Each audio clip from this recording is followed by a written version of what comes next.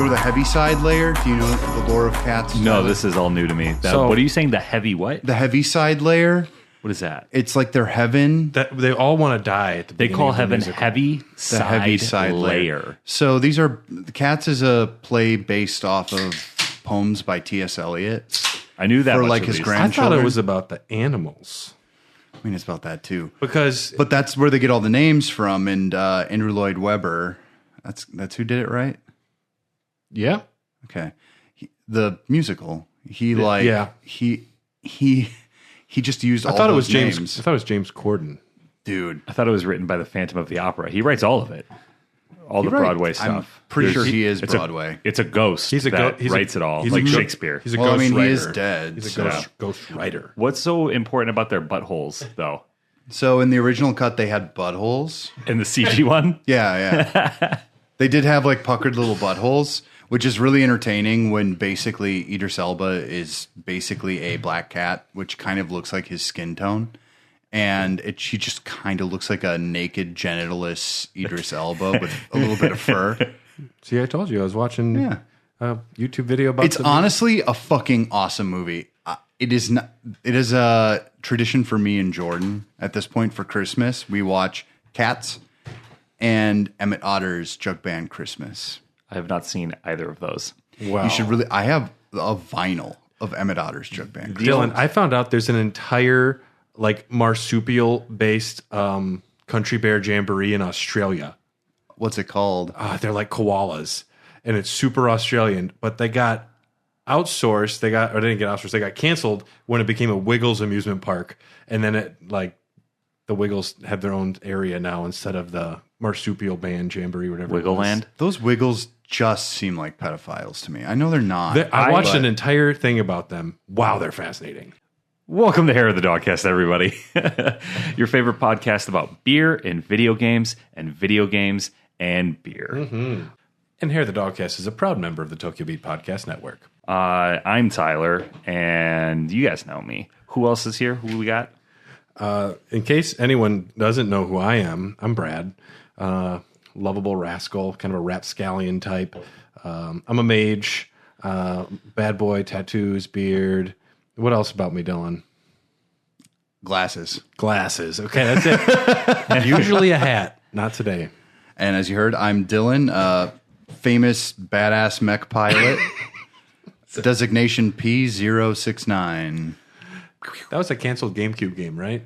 PNO3. That came out. I had it. Don't rub it in. It was really bad. It's not cool It's to not just a- brag it was- about all it- the cool stuff you have. It was Dylan. not a video. It was not a good video game. But it I was got an it for $5 at a GameStop. It's probably worth a lot more now. I really should have kept it. It was part of the Capcom 5. Capcom 5. Speaking of games that cost a lot, I have a copy of NCAA Football 2K14, and that sells for like hundreds of dollars now because they don't make them anymore. Well, yeah. What's so And- good about it? It's just rare. It's rare, and it's actually a really well done simulation style football game. Before EA sucks. Well, I mean, we're also welcomed by That's Martin. Martin. Yeah, my cat Martin is sitting on the fourth chair here because he smells cats on Dylan. He smells Emma And specifically. he smells you vaping in his face. He'll sneeze in a Ooh, that's a good one. I've had that one before. It's That's the my Black favorite. Winter. What's Is it up? really? What are we up so. to today, Tyler? We're going to talk about some news, and then we are going to talk about, What kind of news? primarily Gamescom. For what month? For what month is it? It's August 2023. The hottest video game news. There you go. We're already in Hottest August. video game news of August 2023. Gamescom happened. I totally. Oh my god! I totally missed this month, guys. Whoa! I actually did. I feel like it didn't exist. Yeah, like there's August never exists for me. Except a few experienced bad things happen. 3 days, I think. Yeah. Yeah. My dad's birthday, the Turner Hall show.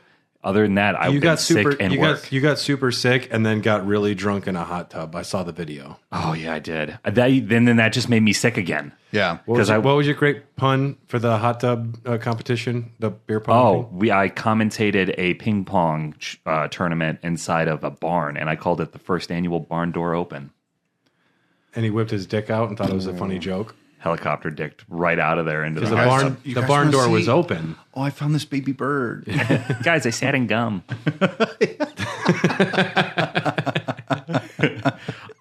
You just did that all night, but people were hooting and hollering. Boy, did they like it. You're like, Tyler, do the gum thing. Martin. You can't attack me on the podcast. All right. So news. Gamescom, it seemed like it just fucking happened.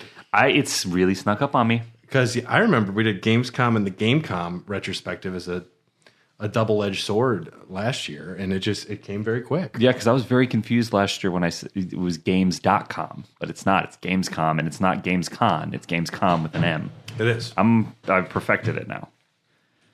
It took forever. They did. I heard before Gamescom was going to go down that they weren't going to do very much like new drops. Yeah, and it was going to be a lot of existing content. It just expanded upon. But I was surprised at the amount. There was more new stuff than I thought there was going to be. When Jeff Keighley makes a pre-tweet before the event, like, temper your expectations, this is not going to be as big as last year, it's a bad sign. Yeah. Because last year, Gamescom had a lot of big announcements. Yeah. So I expected a lot. I actually looked through the highlights, and there wasn't a ton on there that really interested me. Did you actually watch it, or did you? Because I wasn't able to. I worked a lot, so I watched like all the trailers and stuff through like a recap. I just looked at recap stuff. Yeah. Same. Dylan? I saw all the highlights. With some of these things, you really have to pick and choose unless it's something stellar like Nintendo, where they always come kind of packing a punch, unless it's like, I don't know. Unless I'm hearing more about Death Stranding 2, what do I really care about? It's that kind of thing. Yeah. Another dinosaur game. Is someone making a shooter? Is that a mudding simulator? Is Zack Snyder there? What is he doing there? Shouldn't be there. He was there. To promote his new movie. Yeah. And apparently We'll there's going to be a get into new game coming off of the movie, too. We'll get into it a little bit. No. I got some thoughts. That moon is a rebel. Gamescom was kicked off with the Bill Clinton guy walking on stage to interrupt Jeff Keighley. Right away. Right away. Like within the first few minutes. A different Bill Clinton guy.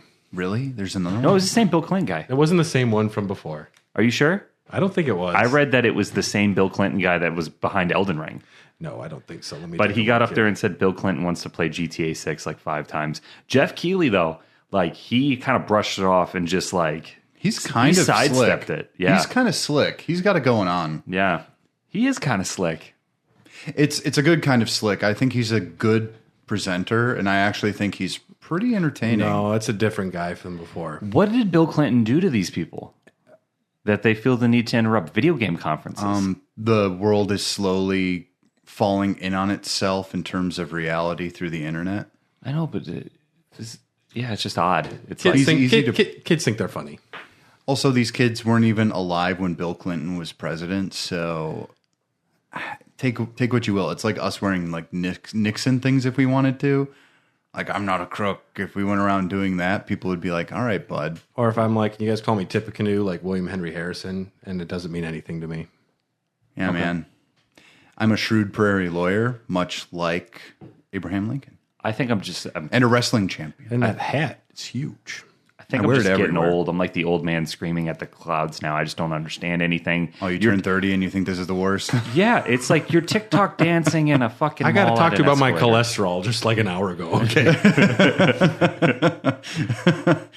I'm just going to run through some of the highlights. I did make a list of most everything that was there. Diablo 4 Season 2 got a new trailer. Which has been dropping. Their numbers are going down. I hard. erased it off my hard drive. I did That's too. gone. Serious. It doesn't deserve space. We got a cool little like you know how they do that like almost stop motion like paper whatever style they got going on. The animation for most of their stuff. What? I don't know how to describe the animation style. Oh, so like the jilted animation? Yeah, it kind of looks like Stilted.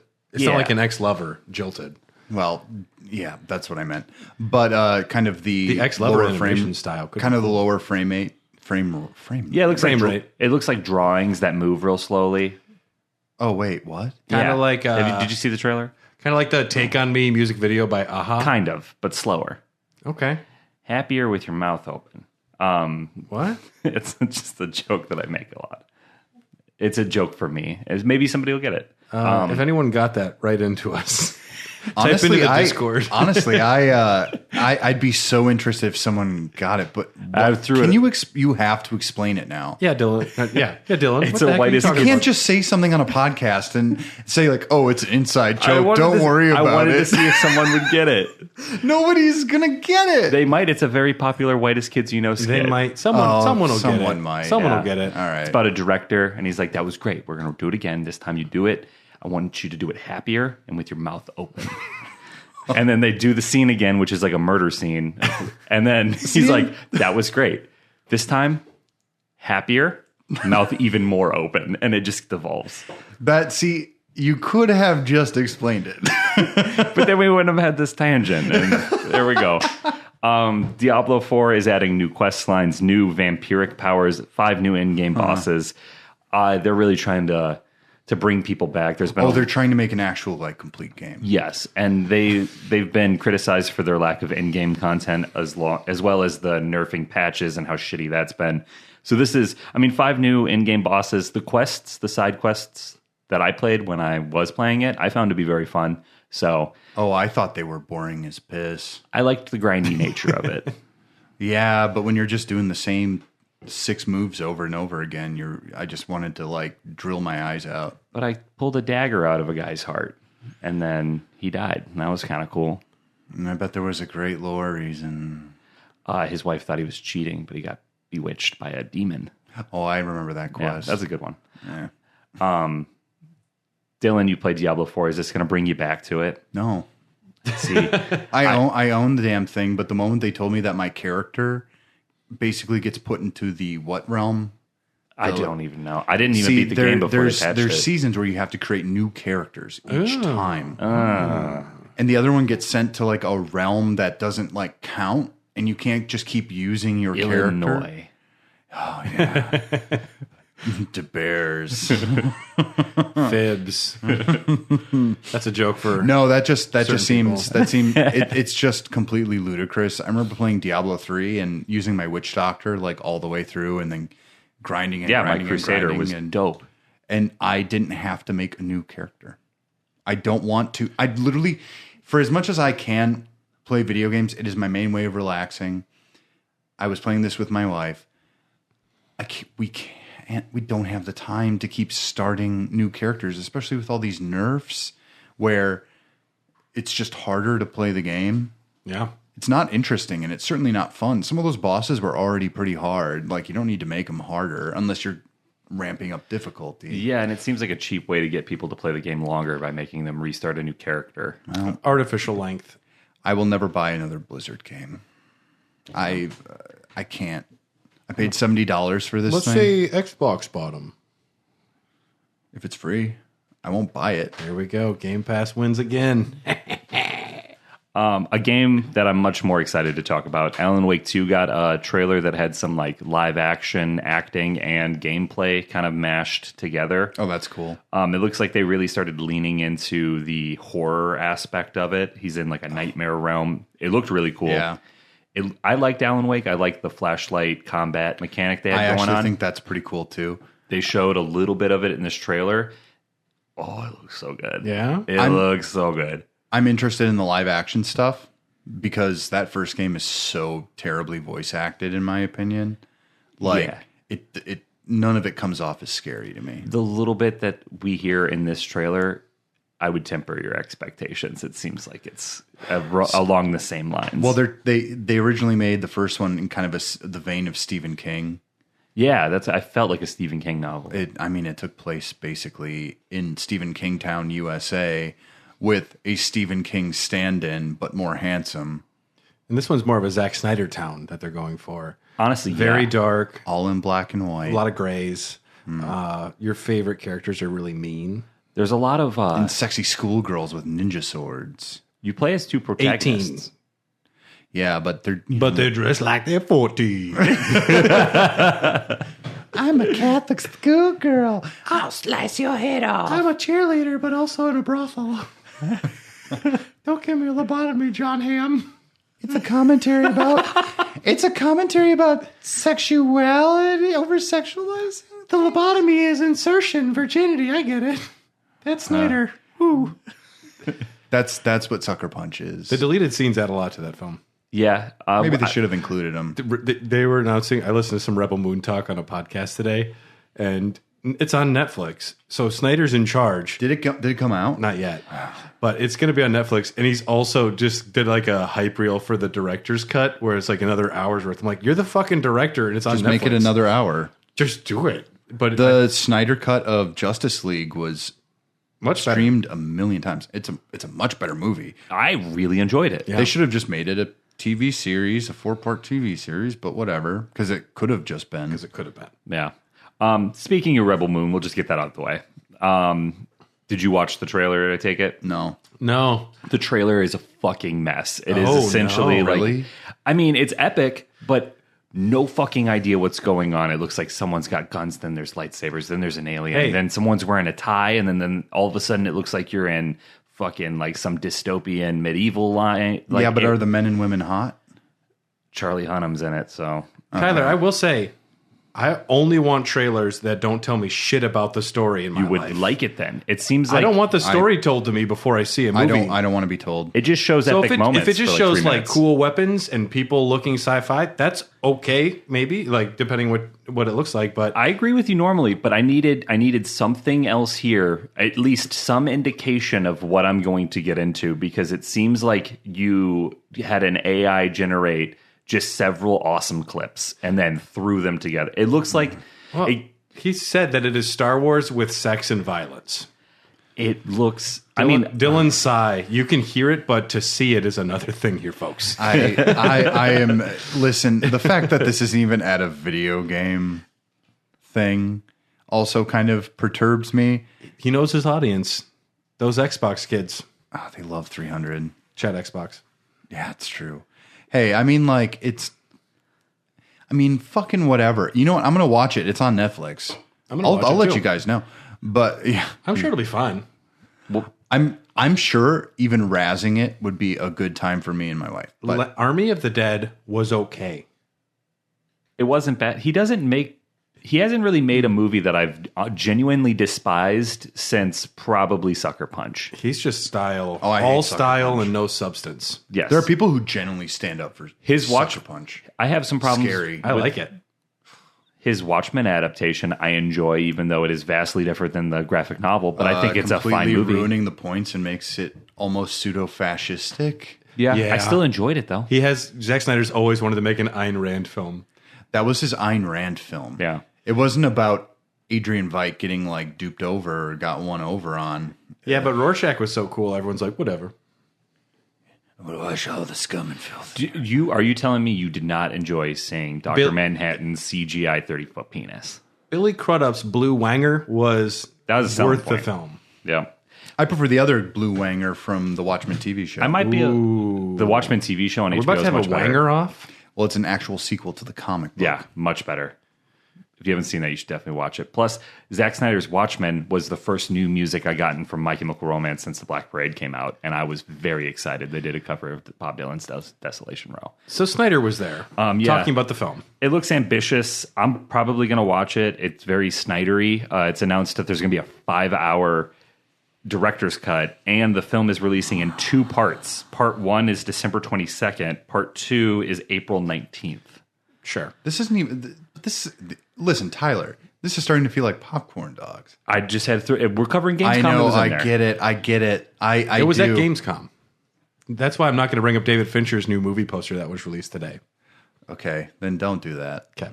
I didn't see that yet. Well, we're not talking about it. I know, but I'm going to look it up here in a This is minute. video games. No, you're and not. beer. You're going to pay attention. Run the goddamn show, Tyler. I'm working on it, guys. Cyberpunk. I'm okay. Okay, Cyberpunk. We're back. Phantom Liberty. I was so sad when Cyberpunk came out and was a massive wet fart with Yeah. their release. And it is really nice to see that the game they fixed a lot of it. It's gaining traction. I played it on release. I've played it now. Yep. It's much better now. It's better. This looks like it's going to add a lot to it. It's still not the game that I thought You it was tried gonna to be. you ever tried to wash a stinky little turd? You ever tried to have you ever just tried to be like, eventually this turd will get clean? Does it work? No. It's a turd. I'm trying so hard to like that game, and it shouldn't take me that long. Well, maybe the Phantom Liberty is what you need. It comes out next month on the 26th. There's going to be new quests, new gigs, new vehicles. They're introducing vehicle combat, a new district, new perk system, new cyberware. Oh, so I can and Twisted new Metal weapons. this shit? Yeah. Oh, that's They showed like right. you had guns on your car, and the V was just doing a donut and just like as they were like just spinning in circles. That's kind of cool. It looked pretty cool. The combat looks like it's a little smoother too. You got like some crazy cool super jumps and shit. Jumped off a building and hit a dude with a hammer. Wise man says, never believe a video game will be the trailer. Especially when it comes to Cyberpunk, because remember the first trailer and then what we got? Well, that game came out ages ago, and it's getting its first expansion now. It took that long though to actually make it a playable game. Yeah, I mean, I own it. I might dip in because we're doing an episode on it. Hell or High Water. No, so. Cyberpunk isn't happening this year. We chose A Plague's Tale instead. Yeah, much better game. Oh, right. Oh, why did I buy it then? You had it already. Yeah. No, I didn't. No, you didn't. I was borrowing that from Tom. Tom didn't want to touch it. I should have bought it when it was $10 at Best Buy because it I went should back have. up. I literally should have just asked Tom if I could borrow it. Yeah. I bought it and never got the refund from PlayStation. And then I just have it now. Well, you like it, so it's not an issue. It worked in the end. Yeah. Oh, Plague's Tale. Now I got to get that. I have You've the played- second one, I believe. Do you have it on Xbox? I don't know. You've played the second one, haven't you? I beat the second one. Yeah. The first one, I never got to the ending. I got it on PS4. But It's a you have short my little- PS4 still. Short little jog. Yeah, if it's on sale, I'll get it. They are fantastic games. They are games. Cyberpunk, if that scratches your itch, that's coming out next month. But I think probably if there was three top games from Gamescom that I got excited about, Alan Wake is there. Okay. Mortal Kombat 1. Mortal Kombat 1 has got some crazy momentum right now. Those trailers are taking over the internet. People It like looks them. fucking awesome. It looks like Mortal Kombat with some new shiny characters. It looks cool. It's still going to I be. like the shiny. It's going to be the same game as Mortal Kombat 11. It's still going to be the same game. I didn't play 11. It's going to be the same game as Mortal Kombat 10. Okay, but it's shinier. I mean, I like good-looking visuals. I like a nostalgia. nice. This is more nostalgia bait. It is multiverse bait. Yeah. It is this time Raiden is Liu Kang, and otherwise all the same. Shao Kahn was announced at this trailer. Sindel. It's all working on me. It's all working just because you like those characters back when you played on the Super Nintendo and Genesis. And I haven't played Mortal Kombat in a long time. So it's like I've had enough of a gap in my resume. Yeah. But are you So, going like, to know? Are need you some going to know Mortal the Kombat. story though? I mean, I'll figure it out. No, you actually will not. Because you have to listen to Raw Dogs episode like 20, the Mortal Kombat timeline, when we explain what's going on. Mortal Kombat X, and Mortal Kombat 11 are weird. Yes, Liu Kang becomes an elder god. That's cool. And Well, that's what happens, but the way it gets to that, Liu Kang dies. you ever heard of Shu Hao? Okay, you don't know shit about Mortal Kombat if you Yeah, don't know who it's Shu true. Hao is. No, he's a cobbler. No, He fixes shoes. Shu Hao? no, that's I a love YouTube it. channel about how to make shoes. Shu Hao, really? Oh, No, yeah, maybe. damn. God, I'd fall asleep to that. And it's Dustin And Hoffman this shoe's got a Adam good Sandler. soul, if you know what I'm talking hell about. yeah! We got a new trailer from Mortal Kombat 1. The cutscenes that they showed, there's like little cinematic cutscenes. Which is the only thing that's exciting because the games are still the exact same. The story modes are like the it thing looked worth really experiencing. pretty. No, the story mode is the best part of those games. No, they are, I just watched legitimately. them. The little cutscenes, and then you're fighting in the same room that the cutscene. So I'm imagining the argument breaks out between the lady with the hair and the other guy. The And lady then- with the hair. I don't know. This There is you go. before Sindel and General Shao got together because she's still got her own autonomy. Now, once the marriage is forced, she becomes possessed. But Tyler probably knew all of that when he said the hair lady. He saw all of it. The And, fates- he's been a big fan of us for a long time. So, Yeah. of course, He's he's really listening. awkward when we met him and he kept trying to buy us beers and hang out with us. He's like trying to unzip my pants. I just don't. He's like, ooh, it's the barn door open. Starting to regret that autograph tattoo you guys gave me on my back. Well, I'm sorry I made such broad, large strokes. It looks like Steve-O's face. It was supposed to be an autograph, not a full back. And it's not even my best autograph. That'd be the worst. Well, it says I was kind of drunk. it says I think I Dylan spelled Hoff, it the wrong. Quinine Cowboy, the Juniper Jester. You did all your nicknames. It took forever. Oh, that's a bet I'm going to make someone do. There's going to be new fatalities. What? Shiny. They're bringing a new fatality. Obviously. They're going to have shinies like in Pokemon? Shiny Ooh, cutscenes. I got shiny Baraka. He's purple.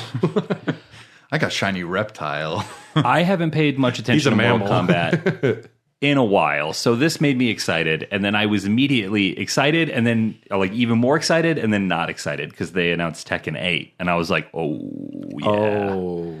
love me some Tekken.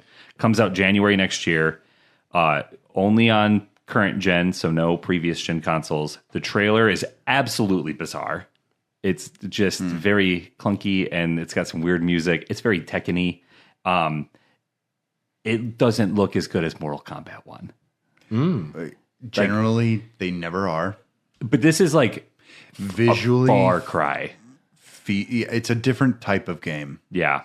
even though it's the same type of game. I was super excited. I was like, yeah, Tekken 8. And then I just kept thinking about Mortal Kombat 1 because I happened to watch those two trailers in conjunction with each other, like right after. Yeah. You're going to finally tear down that poster of Jin Kazuma on your wall. Yeah, finally. It's going to be the hair lady because she's hot. Yeah. I cannot believe I pulled the name Jin Kazuma. I've not played a Tekken game in probably like 25 years. To me, him and Kazuma Kiryu are the same character. Maybe. They dropped a Modern Warfare 3 trailer. It was 10 minutes of gameplay. Oh my God. People are all shocked that they are showing gameplay already. It's like, this is the studio that puts out a game once a year.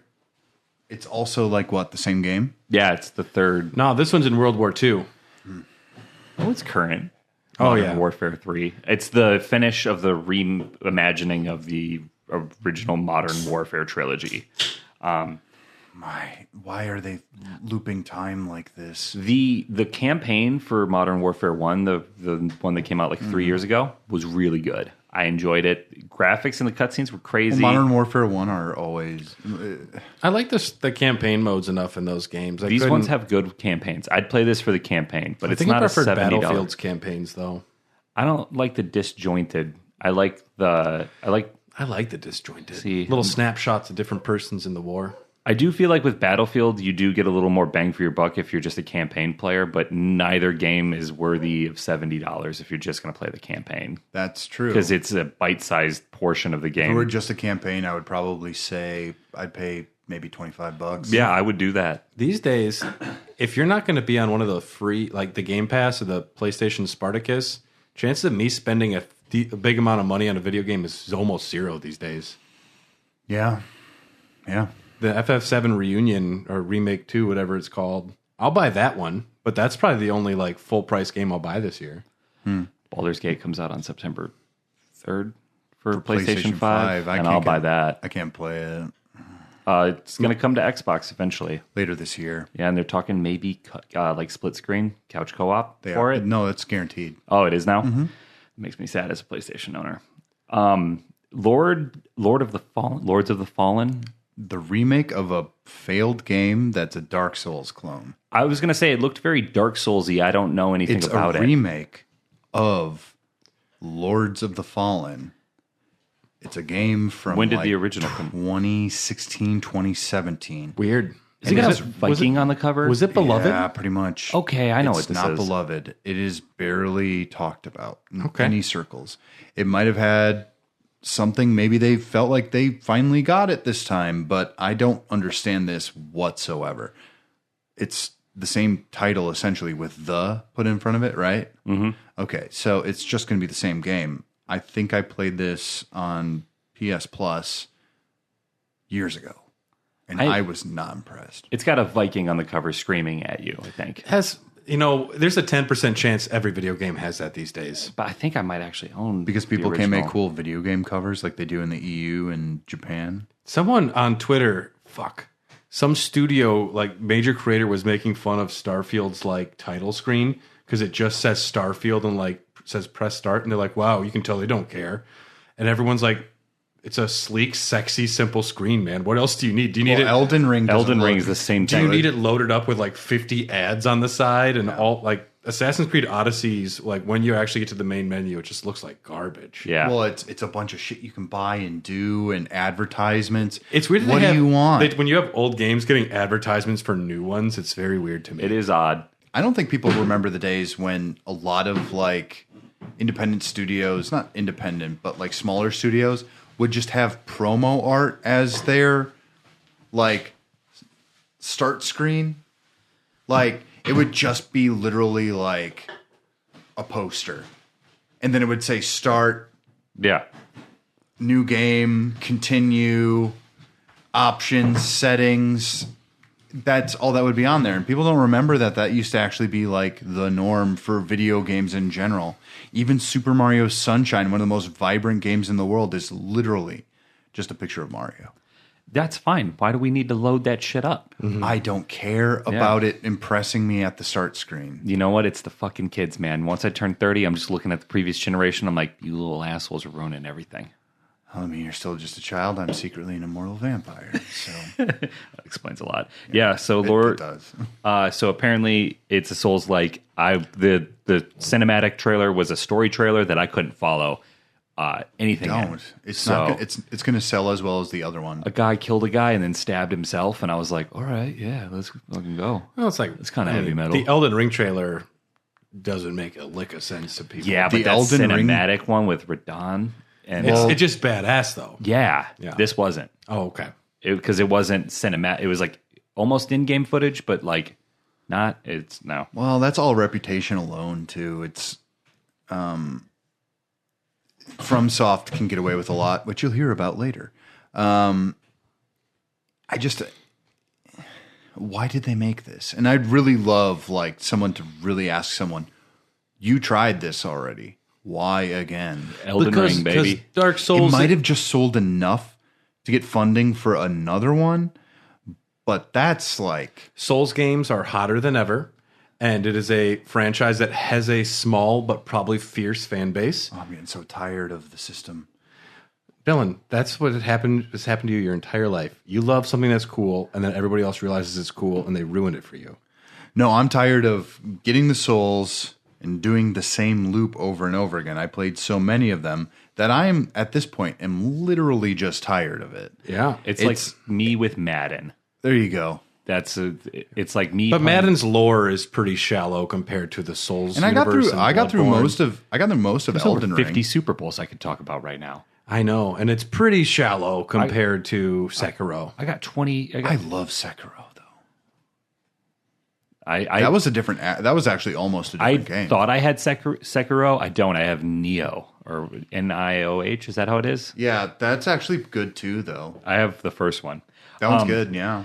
The Crew Motorfest got a trailer. It's Ubisoft's Forza-like style game, racing game. It's going to offer a 5-hour free trial, which I thought was kind of cool because in 5 hours you'll know if you want to buy a racing game or not. And the answer is no. No, not for me. But if you like racing games, that's coming. But we're going to move on to my favorite thing from Gamescom, the game that made me the most excited. Uh-oh.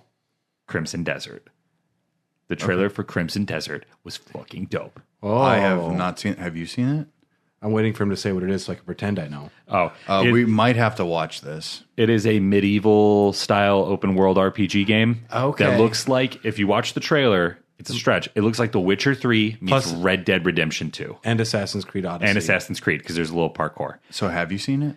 I actually did see this trailer, and it looked like It looked fucking dope. it looked fine. There's a little mini map and in like the wanted system. If you commit a crime, you can hijack carriages. You can pick up and hold cats, which I know Devin's When gonna I like. watched this, I felt open world fatigue. I'm so tired of giant fucking worlds with a million things to do. I'm ready to get hurt again. I just don't have the time. I would rather have a curated, sharp campaign than a 70-hour, this world is sprawling and insane. I'm hungry for one of those though. See, you just played Assassin's Creed Odyssey though, so Thought you you're were a little playing it again. No, I played that game for 45 hours and I was like, I've done all this before. That's rookie numbers. And then I jumped back into Elden Ring. Good. You got to finish that. We're almost done. Yeah, I'm coming along pretty good. Okay. Yeah. I saw some of the photos and I'm like, oh. It looks like every other open world game. I And know, I saw but them this- like breaking If I down. hear, I literally, something like this is only going to affect me if I hear good reviews. If I hear enough good reviews, I will dive in because at this point, time being as limited as it is, you have to really decide what you're going to play. Yes. This looks like a game that is made for Tyler. It's like my favorite era. It's like medieval era, like fucking swords and crossbows. It looks like a little bit of maybe magic.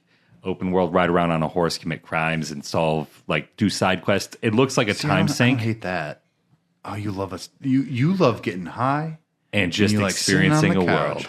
Because I wish I could still get high. Because if I were in your shoes and I could get high, that's all I would do. But I don't do it very often. I don't smoke a bowl and then play Madden. Like, that's just wasting weed.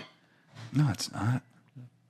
For me, it is. It's never a waste. What I was most excited for at Gamescom was Black Myth Wukong. That looked dope. That like Monkey King hardcore combat. I saw a little bit of all that. of the art design for it just looks sick.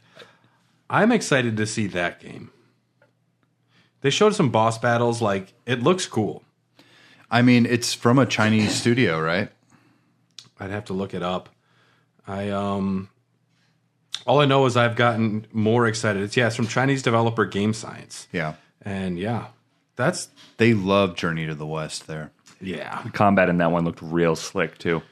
Yeah, that was my favorite thing that I saw. That, and I just noticed like a bunch of games that I have only heard a little bit about, and they don't sound interesting to me. I guess I'm becoming jaded as an. What about Sonic gamer. Superstars? I'm excited to play it. I think play it. 4-player co-op sounds cool for a Sonic game. If they can balance it, Amy Rose can go like Supersonic or something, and I want to know about that. Yeah, that looked We pretty dope. really are only interested in the lore purposes of this. I believe The it was implications the are- third episode of Raw Dogs. Dylan coined the term "titty fuck the bat" Titty fuck the bat. for Rogue. Yeah, Rouge.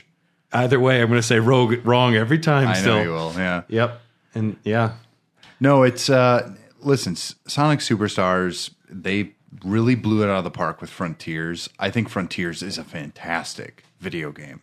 Despite its weird jankiness, it still functions pretty damn well. And I'll give these guys a shot now. Because if they can prove me wrong with Sonic Mania, if they can make a game like Sonic Mania. Now, I realize Sonic Forces came out right after it or on the same day. That was supposedly pretty fucking awful. Sonic is all over the place. They're Making Sonic 3, the film, Oh, I know. which that's amazing that they're getting a trilogy out of Sonic that's making money. Is Jim Carrey going to be in the third one, though? Yeah, Sonic 2 rules. Sonic 2 is very good. Oh, they got Jim Carrey back now. I think Shadow's in the new one. Yeah, he is. It's a teaser at the end of 2. Voiced by Jaleel White is what I heard. Nice. No, I just made that up. I don't know. Oh. I'm like, all right. He was the voice of Sonic in like the show. Some of the other games that I didn't write notes for, just in case anybody was curious. Little Nightmares 3, Age of Empires 4 Anniversary Edition. Killing Floor 3. I have Killing Floor 2. Never played it. So that's a game. big yes for you. Under the Waves Expedition, a mud running game. Yeah. I did see a little bit about this. It looks like a simulator type where it's going to be like really technical. That's my jam. I Okay. think I'm going to play that. Mud running simulator. Yeah, you have to like drive up mountains and stuff in the mud. Whoa. I like lawn mowing simulator, and it just, I don't know, it kind of felt like it was going to be in the same vein. Why don't you just mow a lawn? Moving on. Stormgate trailer. Kids these days rather mow lawns in a video game than I do like Power Washing Simulator. You want to know why? because it has a Final Can't- Fantasy VII DLC. I actually did play a little of that. Yeah, why not? So that was Gamescom. Little underwhelming compared to the last one, but I did find some things that I was interested in or got me a little excited. I'm going to be honest with you. It doesn't seem that bad. I mean, there have been stale years in video games, which we should actually have as a topic. That's a good idea. Where like we have to really find the hidden gems in the year because we do a lot of years where it's like golden the years. golden years. I think we are actually in a golden Dark year. ages of I gaming. think this might be one of my favorite years of video games ever. We're eating good right now. Oh my god, too much! I'm spending too much money on it, and I'm not even spending. Like maybe I buy a game a month, like budgetarily, or if it's on sale, That's about where I'm at. I'll dip in. I'll put it into my budget, sure.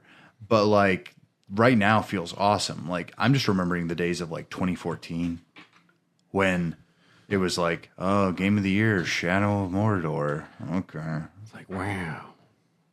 Now it's like it's like Breath or Tears of the Kingdom. Even like the Dead Space remake came out. Yep. Lone Survivor. We went through the list before. I'm I don't surprised even need to that repeat. game developers haven't gone on strike. Do they have a union yet? Oh, not all of them. I think you have to do it by company. By company? They should fucking start unionizing. They should. Before it gets out of hand. It's going to, and they need to take care of themselves. I would genuinely prefer if games came out later, if people were being taken care of. Yeah. I wouldn't give a shit.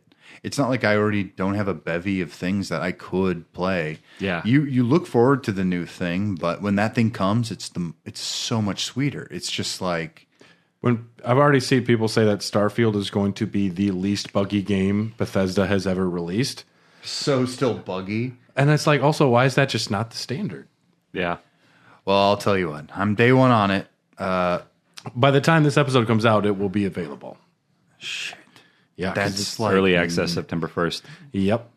And this episode comes out a week from Wednesday. So does that mean Game Pass can do early access? Game Pass, September 1st. Really? Damn. Oh fuck! I didn't even realize. I better get that on my system. You can pre-download it now. Well, I know I'm going to. Yeah. I've had problems with that before, where it then re-downloads again. Should see if my sister's still using my Xbox. Is it going to be on previous gen? No, Fuck. No. it's not. It's not for the plebeians. Damn. Few other. Otherwise, you could have my Xbox. Why don't you play it on One. PlayStation? Oh my god! Oh, Chad Xbox with the jokes. Oh, man, we have one good exclusive.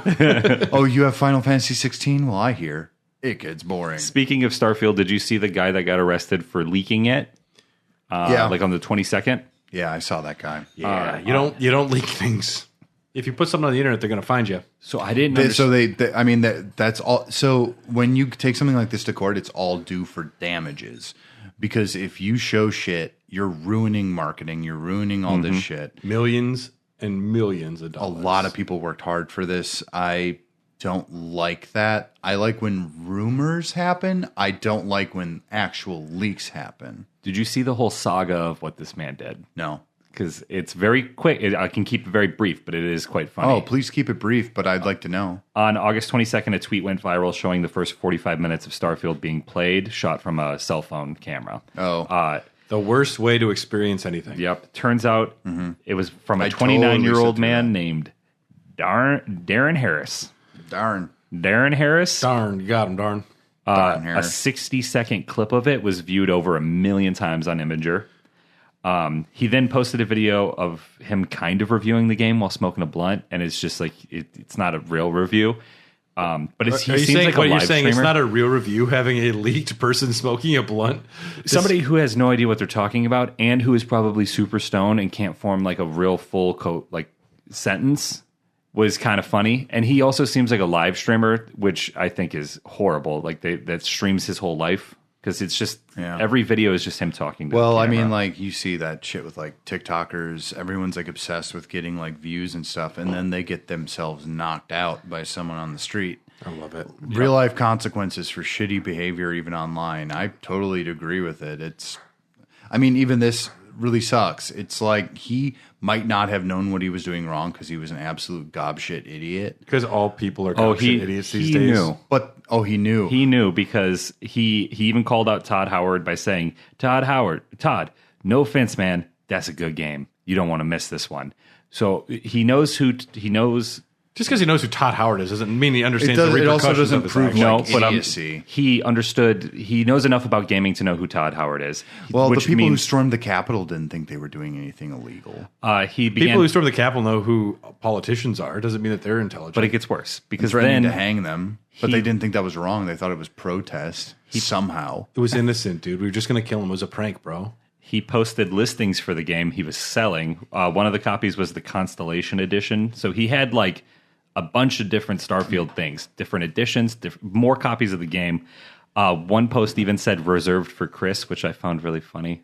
He just put Chris's name on it. He also films himself in his car with like 60 copies of the game in the passenger seat, putting them into FedEx envelopes and addressing them, doxing several people in the video shit. because he's filming the labels, making sure people know it's real. What you're saying is this guy is a total fucking idiot. Yes. On August 24th, he began deleting his social media presence and videos. Oh, Because that'll protect stop you. That'll stop. They you were from coming to get him. prosecution. The FBI raided him, right? He was just local police. He was arrested and accused of stealing 67 copies of the game. He claims he purchased them legally from a warehouse.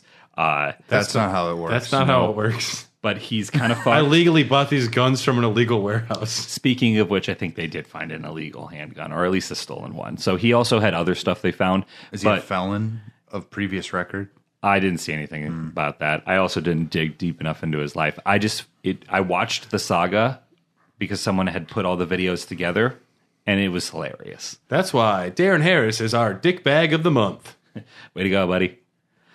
Nah. I think Dylan, it's Ron DeSantis still, but Okay, Ron DeSantis wins for the 10th month in a row. see, I mean, if we got to have one, he's gonna get in a lot of trouble. They're gonna garnish his wages for the rest of his life. That's just what's gonna happen. There's 3 charges. I don't remember the exact charges, but I don't think he'll go to jail, but I think he's financially fucked for the there rest was of his 3 life. misdemeanor charges attached to the 67 copies of the game. Oh, that so he might actually go allegedly to jail. stole. Yeah. Okay. A new God of War game could be coming. There is a leak. Yep, Santa Monica Studios posted a job ad that required for a combat designer, and in the description you have to have extensive knowledge on both of the previous games. Plus, it's one of the best-selling games ever. So. I've heard Egypt. Egypt would be cool. I've heard Egypt, and I heard it might not be starring Kratos. I know who it would star then. Tyr. Ooh, that'd be cool. No, I don't want it, but that's what I heard. I'm down. I with want whatever they want Atreus. to do. I want Atreus too, but Loki needs his own story, and I say send Loki to Aztec. Well, that's Central America, but you know. What's Mayan? You're thinking Incan. Incan? That's what I'm. Yeah, looking but there's for. not a lot of like heavy mythology that people really know there. I just want a new setting. And I haven't seen video games set in Central America, South America, like mythologies. Egypt has been done. Too many times. Asia would be cool for a God of War game. Their mythology gets confusing, though. Christianity. Have Loki fight Jesus. Oh, that's Like awesome. we said, Loki should fight Jesus. Yeah, That'd be pretty cool. it's fine by me. The Red Dead $50 port came out. Oh, no. There was a big stir about that because It should have been 50. Because it's a direct fucking port of an old game. of a 13-year-old game from the that doesn't PlayStation play 3. that doesn't play as good as it did on the original hardware is what I heard too. It doesn't Yeah. even play as good. I heard No, that it's too. it's clunky. It visually doesn't look bad on the PlayStation 5. You sound like Whatever. you are Don't make apologizing for it. exceptions. I'm not apologizing for it. It's not actually not that bad. I'm surprised that it looked as good as it did on the PlayStation 5. I'm surprised it looked as good as it did is the biggest Is the biggest thing. That's all I was going to say. Other than that, this is utter and complete horse shit. And Yeah. fuck Rockstar for doing it and charging $50 for it. and they might do an apology and they'll just do it again. No, Grand Theft Auto 6, they could kill somebody. Grand Theft Auto 6 would come out and they'd be like, yay. Grand Theft Auto 6 will be one of the best-selling games ever made. But And it will be maybe the best. It'll be their cash cow for over 10 years. Yeah. Yes, it will. That's why they're going so slow. It's disappointing because you have the previous map in the game already. If you did a remaster, you could just play both games cohesively straight through all the way. It's a prequel and a sequel, and we have all the maps, and several of the characters are already there, and you don't have to make them. It was there, and you had ample time to do it because you didn't do jack shit for the multiplayer. Mm-hmm. What were you doing besides Grand Theft Auto 6? Fuck you guys. I mean, yeah, that $50 price tag, when I first heard about it, I'm like, yeah, I'll buy that on the Switch. That might actually be pretty fun on the Switch. Something like that. But then after seeing like that it was going to be $50, I said, go fuck yourself. That's a game I already own. I can whip out my PlayStation 3 and plug it in for a cheaper price. Yeah, and I can literally just play it and it's all updated. Xbox users have been able to play it with backwards compatibility for how long now? So this is essentially just the cash grab for Nintendo and PlayStation. It's not good. I mean, I played it on the PlayStation. I played it on the 3. So I don't know. I don't know what it took, but it seems to me like I'm picturing like a computer screen, right? And someone does a copy and paste onto a hard drive. And that's what happened. I'm not sure what type of licensing they needed, but it couldn't have been expensive for Rockstar. So they could have made, if they had made this $15, it would have sold like hotcakes. Yeah. The entire way through. There'd be zero expectations if it was. The people wouldn't need it to be. People wouldn't care. For $50, it needs to be something. Yes. For $15, hey, it's available. Play it if you want. If they said there were graphical improvements and if they sharpened some textures, 30, if they pulled I'd do 30 then. easy. Yeah. Maybe 40. If they made everything a little tighter and they actually focused on that, that'd be great. And but full remake, 60. But they're not. This And is a fucking. full remake, I would do 60. This is a Yeah. port. If they made it with the controls of Red Dead Redemption 2 and they added a few things, 61. sure. I'm disappointed. Yeah, as someone who loves Red Dead, I knew you would be sad. Yeah, I'm angry, and I want Rockstar to. I want them to feel the pain the same way that I want I don't think EA it's. to I don't feel think the it's pain. selling. I don't think it's selling. Well, fuck EA and Rockstar. They have their cake and they eat it too. And I want those companies to. I want to you know yell what- at them. do I you know want what- my mom to write them a letter that What would is make the- them feel bad. What is the price on Steam? $50. So they literally did this so they could boost the price back up to $50 on Steam because it didn't would used to assume be. so. I bought that game on my Steam account for $14. So, I mean, you already have it. I already have it, but I paid for essentially what everyone else is getting Yeah. for $14. It was not on sale. They literally did this so they could raise the price back up. You know what I'm saying? I don't know if it is the same price on Steam. I don't know if Tyler Yeah. looked it up. I didn't look it up. I would assume it's $50. I Why would would imagine you leave a whole if- chink in the armor? Back in the Yeah. day, I paid 14 for it. It should still be 14 on there. If it's not, then they are GTA really big scumbags. GTA 5 is constantly $20. What else we got for news, Tyler? BioWare is laying off 50 people on August 23rd. This studio said it would be downsizing. An exact quote is, in order to meet the needs of our upcoming projects, continue to hold ourselves to the highest standard of quality, and ensure BioWare can continue to thrive in an industry that's rapidly evolving, we must shift towards a more agile and focused studio. Our CEO has declined to forego $1 million of his salary, and it will instead be 50 employees no longer getting paid. We haven't made a good game in a long time, and here we are. Guys, it's totally cool because Gary McKay said it'll allow our developers to iterate quickly, unlock more creativity, and form a clear vision of what we're building before the development wraps up. So before crunch, Yeah. I'm going to get rid of 50 of you. I didn't know that it was going to help with creativity. I'm in now. They should fire everybody if it helps with creativity. My favorite part about when I'm in the middle of when I'm in the final process of doing a drawing, I love just stopping and going well, Dylan just fires himself. He's like, well, this is going to help with I'm creativity. fired. He just Hey, takes- the boss said so. The boss said so. So I'm gone. Meanwhile, Dylan's also smoking a cigar. He's like, yeah, that's right. You're done, kid. At least I got severance. I drink a beer. But don't worry, they said this will not affect Dragon Age, Dreadwolf, or Mass Effect 4. Wow. 2 games we know nothing about. Great. Mass Effect 4. I swear to God, So they got their I Star want Wars. it to be good. I don't care anymore. Yeah, I'm done after with 3 it. and Andromeda. Don't say I like 3. Don't I like say that 3. in front of the Thane body pillow. He's just right there. Oh no, my character fucked Thane. I don't think I did. I think I was with Jack. I did a FemShep run, and I'm like, I'm gonna fuck the dying guy. Yeah. It's really sweet. Thank you.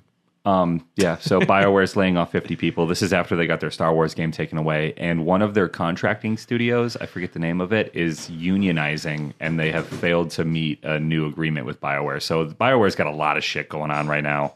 It doesn't bode well. Well, when all of the smart people that started the company have all left and took the money and ran. Yeah. The people who made it interesting. Yep, the people And that firing their best writers from Mass Effect 1 and 2. Happens. I got 2 more things before we move on to console critters. One is just essentially a sentence that I found was very funny.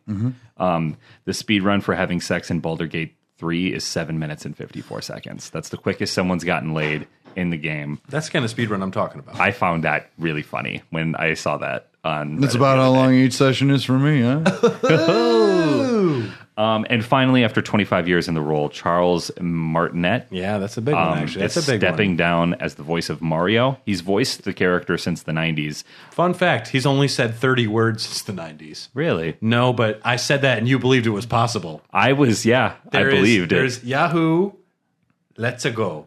And There's so Isami. long, There's a lot more. so long, Bowser. Isami. Yeah, but there's not a ton. There's enough. What about It's all that. I'm not saying it's not great because he is great. Nah. He's really good. He's Parthenax. He's a great voice actor across the board. He's Parthenax? Yeah, he's Parthenax. is up? Shit, he's really good. Charles Martinet's the man. No shit. Yeah. He is not leaving Nintendo and Mario altogether, though. He's going to be a Mario ambassador. Yeah, that just means that he's going to show up sometimes and sign autographs. Yeah, He's I going to was show like, up at cons to promote.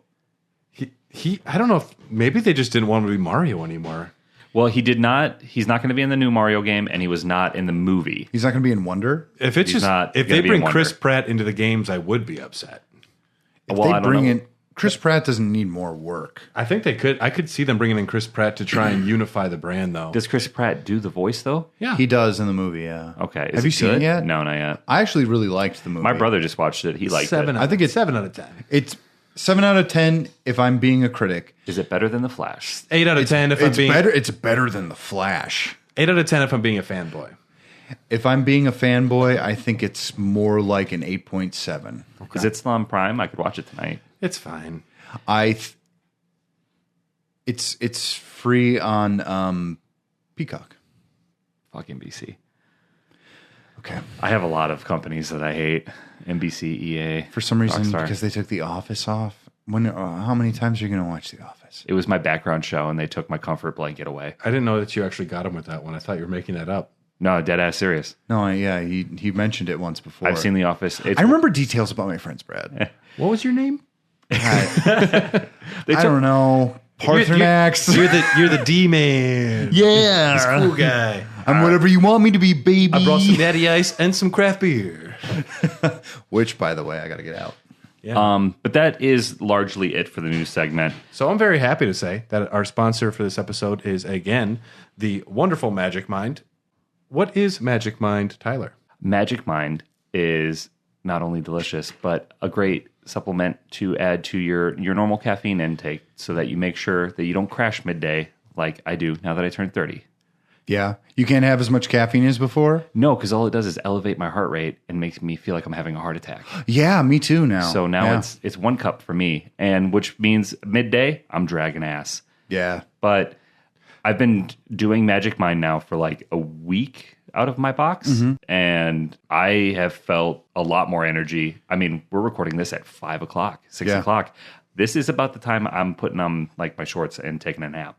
Your little jammies and you sleep with little Teddy. And I put The Wire on. I'm just Yeah. like, yeah, and then I go to sleep. The Wire? I've been watching The Wire, rewatching fine. it. I think that Magic Mind is fantastic. There's something about this. It's a very pleasant drink. You can add it to a lot of things. Like you can add it to your tea. You can add it to your coffee. Your Miller High You Life. can even have it as a shot all on its own. I take it as by itself. I like it on its own. It tastes great, the matcha. You keep that in the fridge. Yeah. You pop one out. If you just need one of those little weird like pick-me-ups, it's like perfect for that. And to me, it's not only about preventing crash, but I just get so tuned in. And I do a lot of outlines, a lot of reading, and it really helps me stay focused. It's a very pleasing, I don't want to say high, but it's comparable to like other things I've tried that like helps me zone in on a task and prevents my mind from wandering, which I do. And it just, I mean, I feel great doing it, and it's healthy, which is great. Well, yeah, I feel confident that I'm not putting a bunch of like Diet Coke in my body. You know what I mean? Hey, if I can just choose this with a big bottle of water, this is the way to go. It's great. We love it. And we're very happy that we can offer a discount for all of our listeners here. If you go to www.magicmind.com/dogcast and enter the discount code DOGCAST there, you can get up to 56% off your first subscription and discounts for all the other purchases as well. I recommend the subscription because after you try it, you're going to want it. And that is like a really good deal. So definitely check it out. www.magicmind.com/dogcast and use the discount code DOGCAST. We're going to hear from another amazing show from the Tokyo Beat Podcast Network, and we'll be right back. Listen to them. Say, fellas, did somebody mention the door to darkness? Hey everyone, it's David Petrangelo, one of your hosts from Remember 64, the podcast that goes on the totally tubular journey through the Nintendo 64's library. Join us as we dive into classics from Nintendo, Rare, and into the early days of polygons and 3D worlds. Yes, we're covering it all from top of the charts down to the dingy basement and everything in between. We may even find a few hidden gems. Ooh, intriguing. Remember 64, only on the Tokyo Beat Network. Today's show is brought to you by EPOS Gaming Audio. With a comprehensive lineup of both wired and wireless headsets, gaming amplifiers, microphones, and webcams, EPOS has everything you need to experience the power of audio. Like their H6 Pro lineup, which features two versions, an open or closed headset. The closed headset allows you to tap into exceptionally detailed audio and seals out ambient noise, while the open version delivers natural high-fidelity audio with an incredible soundstage. Both headsets include a magnetic detachable microphone and a sleek design that has no wild RGB configurations, just good design. Listeners can save 15% by visiting www.eposaudio.com/gaming and entering code EPOSFRIEND15 at checkout. That is EPOSFRIEND15 at checkout.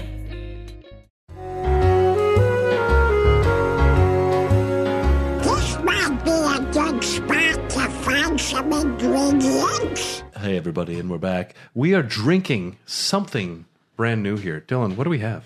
We have got, I literally got this so quick. Three Floyds Company, Dreadnought Imperial India Pale Ale.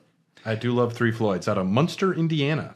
Yes. Great cheese. I chose this because it had fun packaging.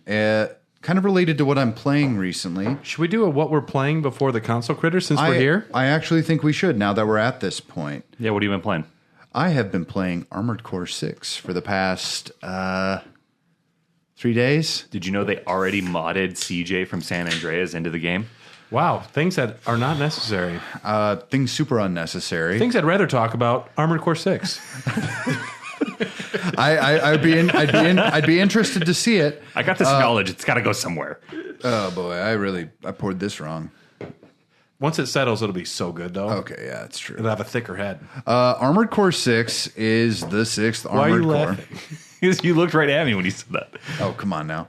Armored Core 6 is the hot new game from Elden Ring developer From Software. Or you could say Armored Core developer. I know. I'm just saying that's how that it's doing very well because I think they're getting new. They're getting people based off of the success of Elden Ring, which is cool. Which is awesome. Yeah. This game rules. You basically imagine a combat mech game. Okay. Where it's mission based, very difficult, but then imagine that you can fine tune your mech like Gran Turismo almost. I see. I like that. That kind of made my ears perk up. There are parts that you can put on. There's different like builds you can have. It kind of mimics a Souls game in a lot of ways, except yeah. What does that mean? There are no souls. There's no soul system. Okay, but how? It's mission based. You have 3 repair kits. Well, how does it mimic a Souls game outside of that? The way that the space functions in the game is it's kind of like a third-person shooter Souls game.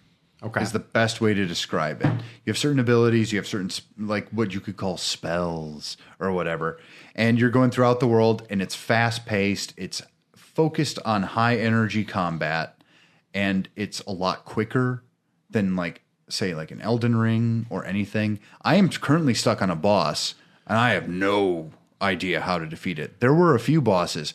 The first mission, according to some people quit right after. I like that. It's just a big helicopter. And people were like, oh, this might be too much for me. And I'm like, just fucking play. Get good at it. So did you play the other Armored Core games? Some of them? All of them? I've only played 4. Now, how does this compare to 4? This is way better. Does it still, I mean, have you heard reviews? Does it feel like the Armored Core franchise, or is it From Software trying to push it in a weird way?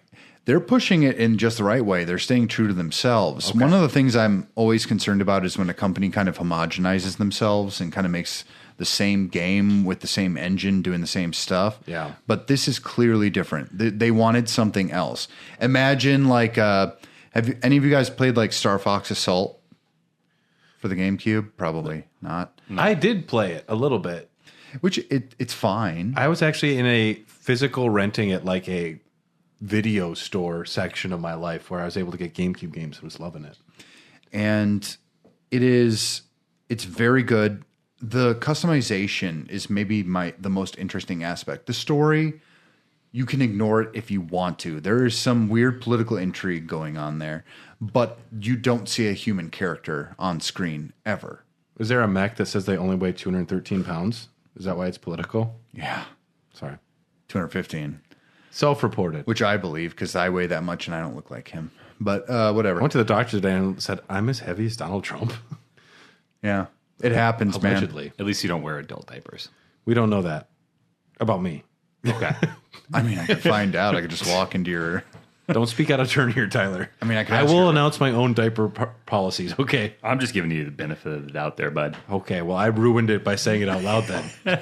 So I it's took all- that down and threw it in the toilet. So it's all mission based. It's pretty straightforward, but the tasks you do are generally fighting other mechs, going into arenas, kind of doing the same thing over and over again. But what makes it interesting is that for each battle, you kind of have to re-equip all of your stuff. Like you have shoulder mounted things, you've got regular like hand cannons, guns. I like that. Kinetic weapons.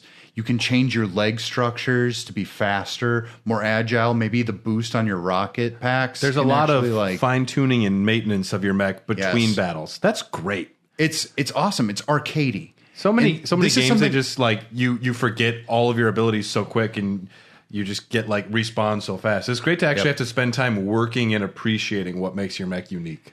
And what's cool about it then too is that the game looks pretty good. It doesn't look fabulous, but everything is very easily definable in the world. Yeah. Because it's kind of an industrial world that you're on. You're on this like alien planet.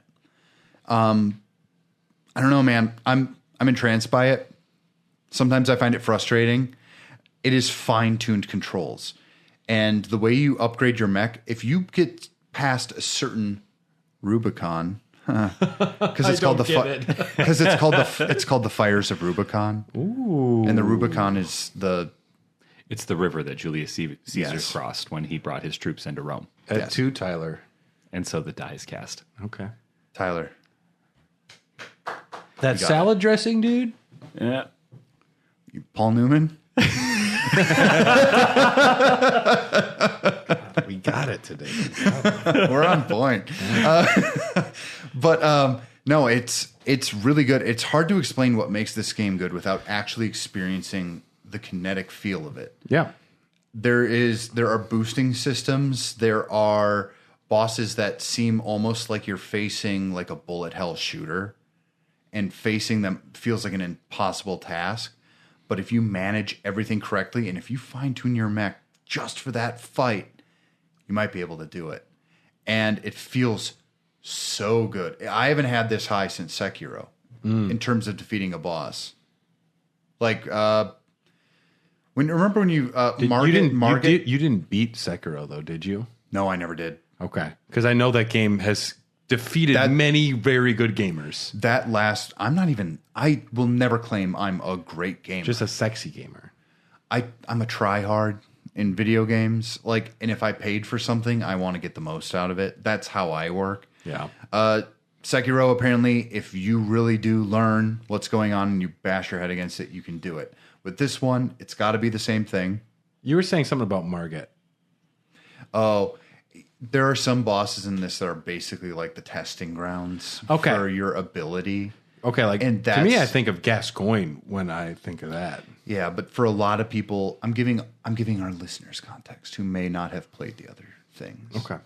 Margit, like the Fell Omen, for a lot of people, that's like The one where they go, welcome I to can't the do fucking it. show. I can't. I remember fucking going do to it. work and talking to people that never played a Souls game. We worked at Eagle Park And together. I remember talking to Devin for like a week and a half straight. He's like, I just don't know how to do it, man. By the way, the foam on this is insane. Oh, yeah. This is a tasty beer. And what was crazy is when we all three opened them, this room reeked of IPA for like a solid 3 or 4 minutes. Dank, heady Yes. IPAs. Very good. Yeah, and I have the nice It's draft. got a very malty body, too, which is quite nice. Yeah, it's really good. I've been drinking a lot of Belgian doubles and Doppelbocks lately. Mm-hmm. So the malt is kind of my jam. Today at the doctor, because I had my checkup, and they said, do you smoke? No. Do you do this? Do you know any illicit substances? No. Do you drink alcohol? I'm like, and they're like, how much do you drink? I said, maybe have a couple beers a night, give or take. And they said, do you ever have more than 5 beers a day? Yeah. And I looked at her, I'm like, yeah, I mean, maybe on a Friday. And she's like, if you say yes, I have to ask you a lot more questions. And she pretty much just gave me a wink, like, don't say yes. I'm like, no. And she's like, good. Well, because they have to, because then they're going to have to ask about your state of well-being, and then they're going to have to ask about a lot of other stuff too, because they immediately assume you're an alcoholic. Which all of us in Wisconsin are. We're functional though. High functioning. We're a different breed. Well, I don't drink usually on weekday nights much. Like I'll maybe have 1 or 2. There's a big asterisk in my life when I say I don't drink much. But it's also one of those things where it's like you know what you're capable of and you know what's going to affect you, and either you do it or you don't. I drink a bunch. I drink 3 things in my life. I drink coffee, water, and beer, and it depends on the time of the day. Hey, And if there's a $6 pitcher of hams at the mothership, I'm going to do it.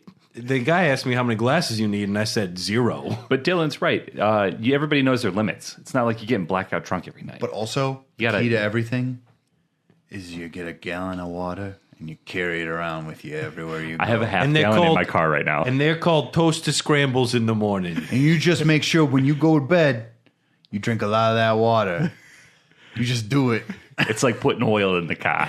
Exactly. Change the oil. Because I always got a big leak, you know?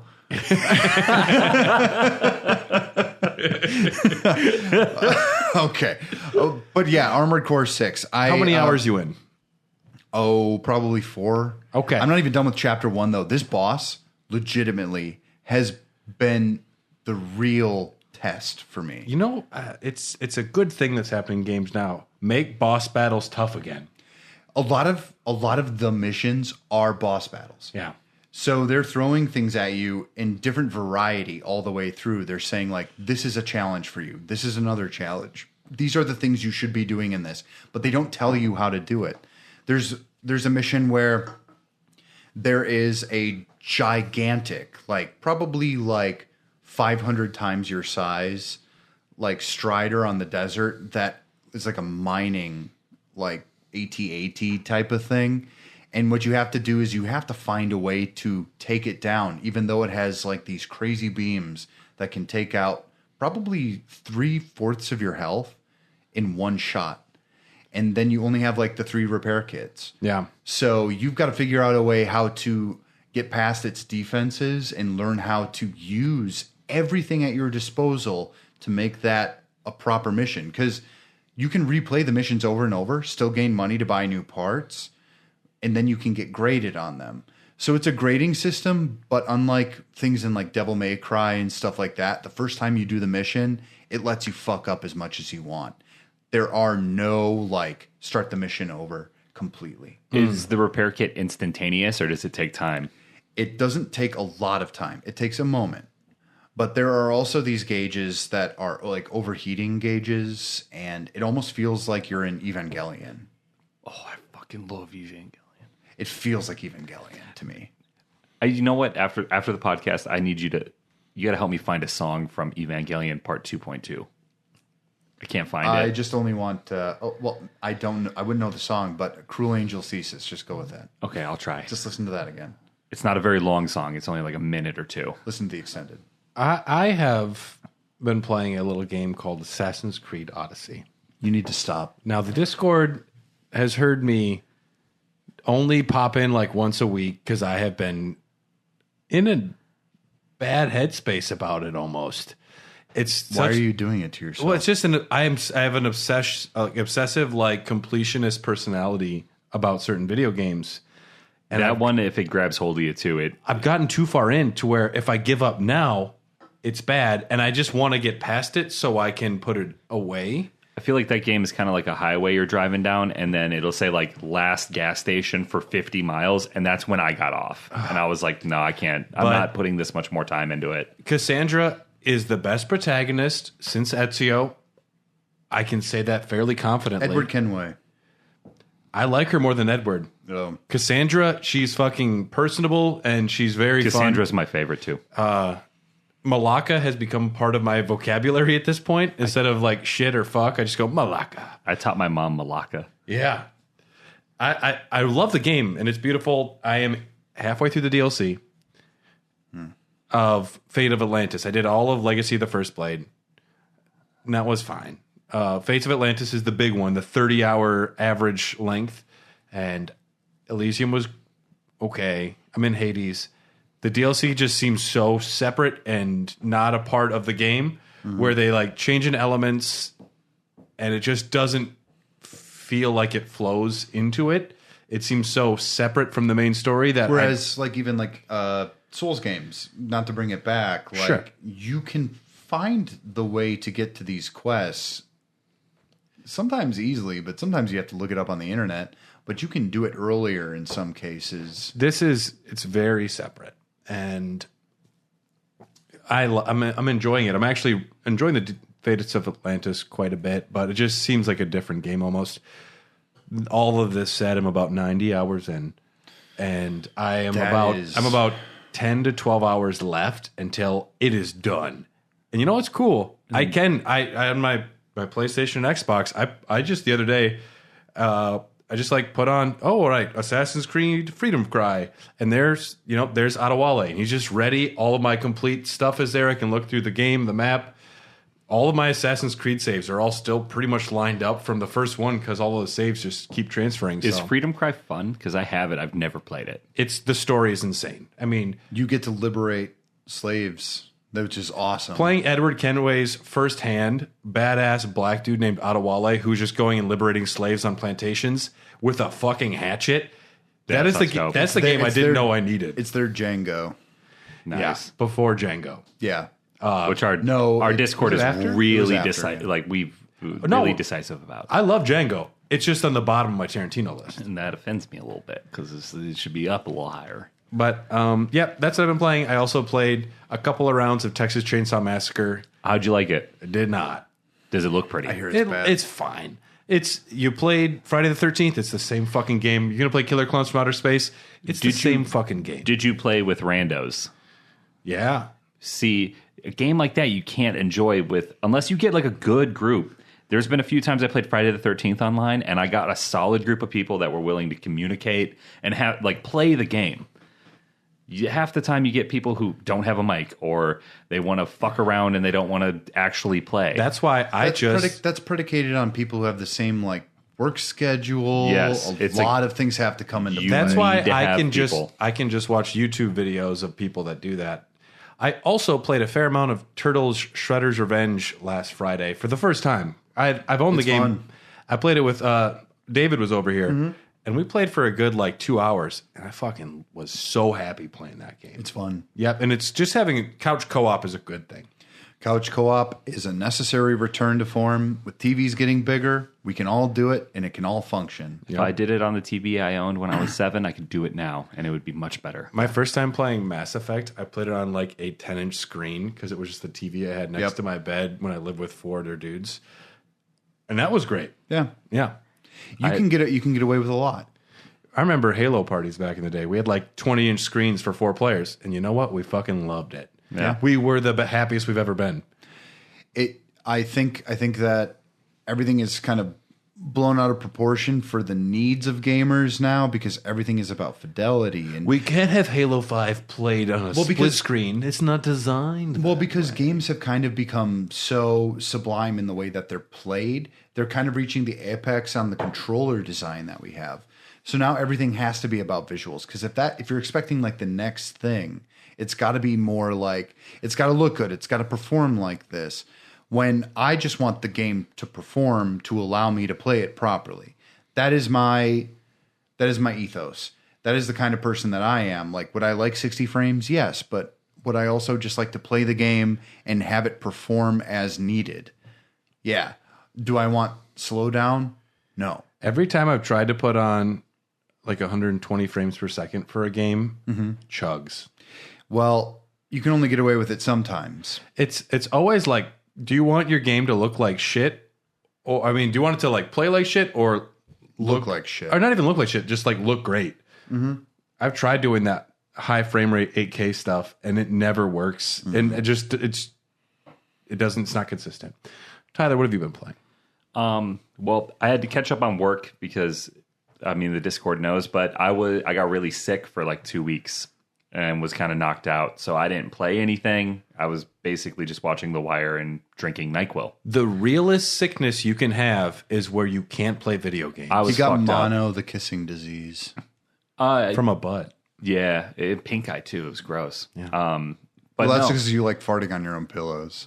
it keeps it warm so that the cool side of the pillow is cooler when you flip it back over. Life hack. Okay. Hey, there you go. No, but now that I'm back, into the groove of things, Man, this one's already got me loopy. I've only had this much. yeah, Of it. this beer is hitting. Holy shit. So I pulled a long work week. I picked up 2 extra shifts this week. So I didn't have a lot of time for games. So I played a lot of Civ 6 when I got off from work because it's a game I can put a podcast on, Comfort. kind of decompress. Not The Office, though. No, last podcast on the left Blackbeard series because I was playing as Norway and I was doing a lot of raiding. man. So I was like, I want to get into it. I re-listened to a lot of podcasts at work. It's just something you do when you need something. Civ 6 The is road's lonely. and it's a comfort game. Like, I don't even have to, like, I have the first 200 turns of that game scripted. Yep. So it's just a series of button combinations, essentially navigating menus and just. And those 200 turns are like, because you always use the largest map possible, right? Yeah, especially now on the PlayStation 5. On the PS4, it didn't function well late game. No. But on the Have you PS5, hit the Switch? the Switch was bad. Yeah. I have it The on Switch. PlayStation 5 can handle it. So, yeah, I like to do the true start every now and again and pick a different country because it'll start you, like if you pick Rome, it'll start you where Rome is located and it'll surround you with the actual countries that are around you. So it's like you kind of get to remake the history of the world. It's cool. That's my favorite game mode, picking a different person and trying to go for domination, but crossing the sea and doing warfare late game gets hard. It's a lot moving those ships. And It is. also, I remember conquering the world as France. It was very interesting. I like Rome. I like Russia. But Yeah. I got Gathering Storm, so Yeah, I have a bunch ooh. of new people. Hungary is really nice with the hot baths and the Yeah. the thermal fissures. Yeah, I played a lot of Civ. I've been playing Elden Ring more so now that I can actually sit up straight. Almost going to beat it. I'm getting so close. Almost there. Yeah, You should beat it. I haven't played in a few days. Whenever I think about it, I get not a headache. I get kind of just like it's such a sigh. It is a sigh of, there were times in that game where I'm like, this game should have been over. And there's just more shit to do. And It's a big game. I shouldn't be complaining about more shit to do, but there's too much to do. It's a world made by George R.R. Martin where it is very expansive and a whole bunch There's more. never been this many bosses in any of the other Souls games. I forget the number. I want to say it's like 128. It's way more than anything fucking else. Yeah, I know. And it's just like, And some of them are reused I prefer too. my little bites. I prefer my little more crafted experiences. Curated experience. Crafted and curated. Yeah. If Assassin's Creed Odyssey was 45 hours, That sounds like I would want to die if I if played it was that game. if it was 45 hours and there was not all that extra repetitive stuff, sign me up. That is the biggest issue with And games that's now. why the new Assassin's Creed Mirage, when they just say straight up, this is about a 30-hour game, I'm like, play it. oh God, I'm almost there. Keep going. Yeah. It's like, Well, it's the same with Armored Core. It's literally just like, here's the mission. Go do the mission. And I'm like, awesome. yeah. I think one of the most well-paced games that I've played recently was Jedi Lone Survivor. That game, is. you think it's going to end like 2 or 3 times. You do. But it goes just a little bit longer than you thought it was going to. It's meaty, but it's Yeah, not too yeah. meaty for me. Yeah. Ultra small tangent. Anyone watching Ahsoka? Yes. I saw the first 2 I don't episodes. have Disney yet. So I'm a little confused since I haven't seen Rebels and Clone Why Wars. the fuck haven't you done that Because then? I don't have enough time for everything. But I'm sorry I was super depressed in the early 2010s. No. Every episode. No, I fucking get it. I know it's great, but who is your theory on, since for those that are listening, we recorded this on like the August 30th, Sure. 28th.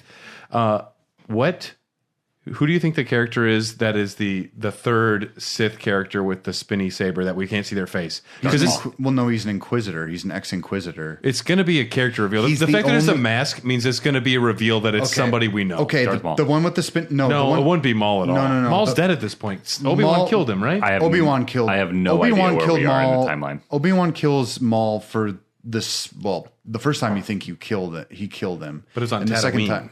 But Well, he kills him on cut in half, Tatooine. and then he gets metal legs, and he comes back in the comic books. Yes, and then he gets like not in comic books in the show. Yeah. I read a comic book where he's got Well, metal legs. he's probably there too. Yeah, but I mean, like if you just want to go with the show canon or whatever, then Obi-Wan kills him basically with one like hit. Like, it's Oh, just- is he in Obi-Wan the show? Obi-Wan? No. Oh, I haven't watched just- it. That was in Star Wars Rebels. By the way, We don't have a lot of time. One word answer. Do you have a character you predict that Inquisitor would be? It is one of the sisters or brothers. It's an Inquisitor that survived after the Empire's fall. Will it be someone that you would recognize from a previous show? Arguably, probably not. Okay. That's all I want. I would just, it's not the popcorn dogs or like Star Wars stuff. But No. I just wanted to ask quick since it was fine. brought up. The only new game that I've played, I'm only about 5 hours in because it's a nice little bite-sized thing I can do after work, is Returnal. It's a roguelike I wanna sci-fi play- shooter. I want to play this heard one very really good things. bad. It is fucking awesome so far. many I games. really enjoy it. But it's a roguelike, so Dom/RV Gamer. that's he why I loves got it. Yeah. Yeah, I think he mentioned it in the Discord not long ago, so I downloaded it. It would had been love- on the back burner for a minute. I would love to play it. And Can't. hype posts for everyone that's listening. Next week after this episode is our Resident Evil 4 remake episode. I haven't started playing. Within 7 days from now, I will have very much completed it. Yeah, super doable. So I'm very excited. It's super doable. I can't wait for that episode. That's next week. I know. Yep. I've been ready since. Should Me too. Should Yeah. we do the console critters? Yes, we should. And can we please start with my boy, Mr. Spartacus Plus Premium? Because a lot has recently been said about the PlayStation Portal. It's the only thing I got today. Oh, it's okay. That's all you need. Because I just want you to explain why it's going to change the face of gaming. Because it's going to show other companies What not to do. what not to fucking do. So the PlayStation Q, which was kind of a cool name because it's an inverse P. I don't like it. It's too much like It's not an inverse P. It's a flipped. They Missy Elliott it. They flipped it down and reversed it. Yeah, but it's also Q means That was something good. very different these days. Oh yeah, that's true. I didn't think about that. It really does. But so they did. It's Guys, the I have a PlayStation confession. Portal. Dylan has been Q this whole time. I'm Q. James Bond, eh? And I actually have really You're Dame policies. Judi Dench. Yeah. I could tell. I knew it. I just rip it off and I'm just like, and I have to grab a cane. It's perfect. The mask helped him walk. Yeah. It explains why you all want to fuck me, but you know. He's really misreading the room right now.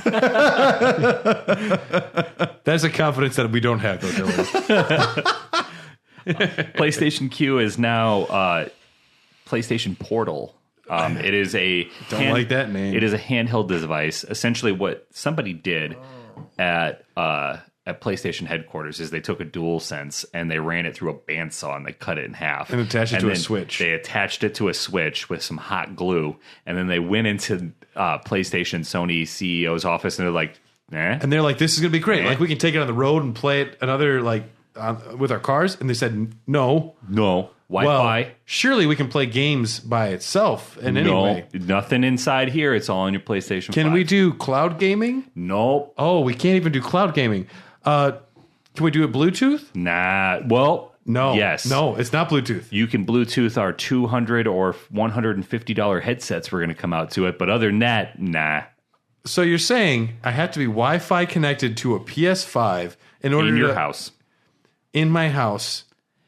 Wait, And if you don't want to pay an extra $200 to $150 for our wireless headset, then you can use a wired headset like a fucking peasant.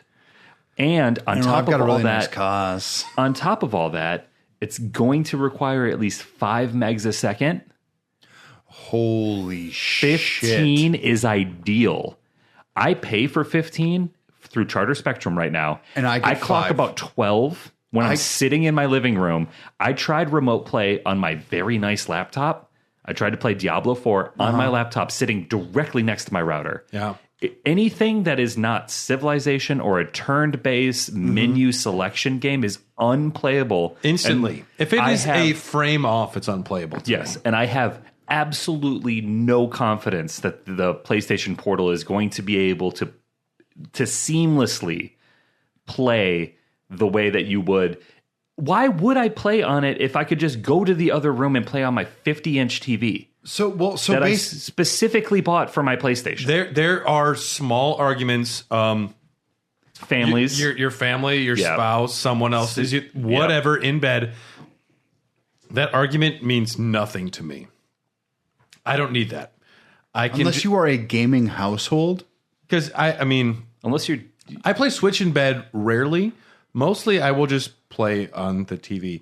I can't fathom needing a PlayStation Portal. If I've got a TV in my bedroom. it could even just take any games, you could download like one game to it, and you could just play that. You want to know the great thing about the Switch? If you don't want it on the other Switch port, you can just put it in the Switch. If you and your wife both have a Switch, I guess. But I can just literally like pick it up, go boop, and I can put it right in that one. God, that is so user-friendly. And I I do that. I was at my brother's house the other day, and I just took my picked it right Switch, up, and you I was like, "Can I slide it charge right it for in." a bit?" Just popped it in there, just charged it.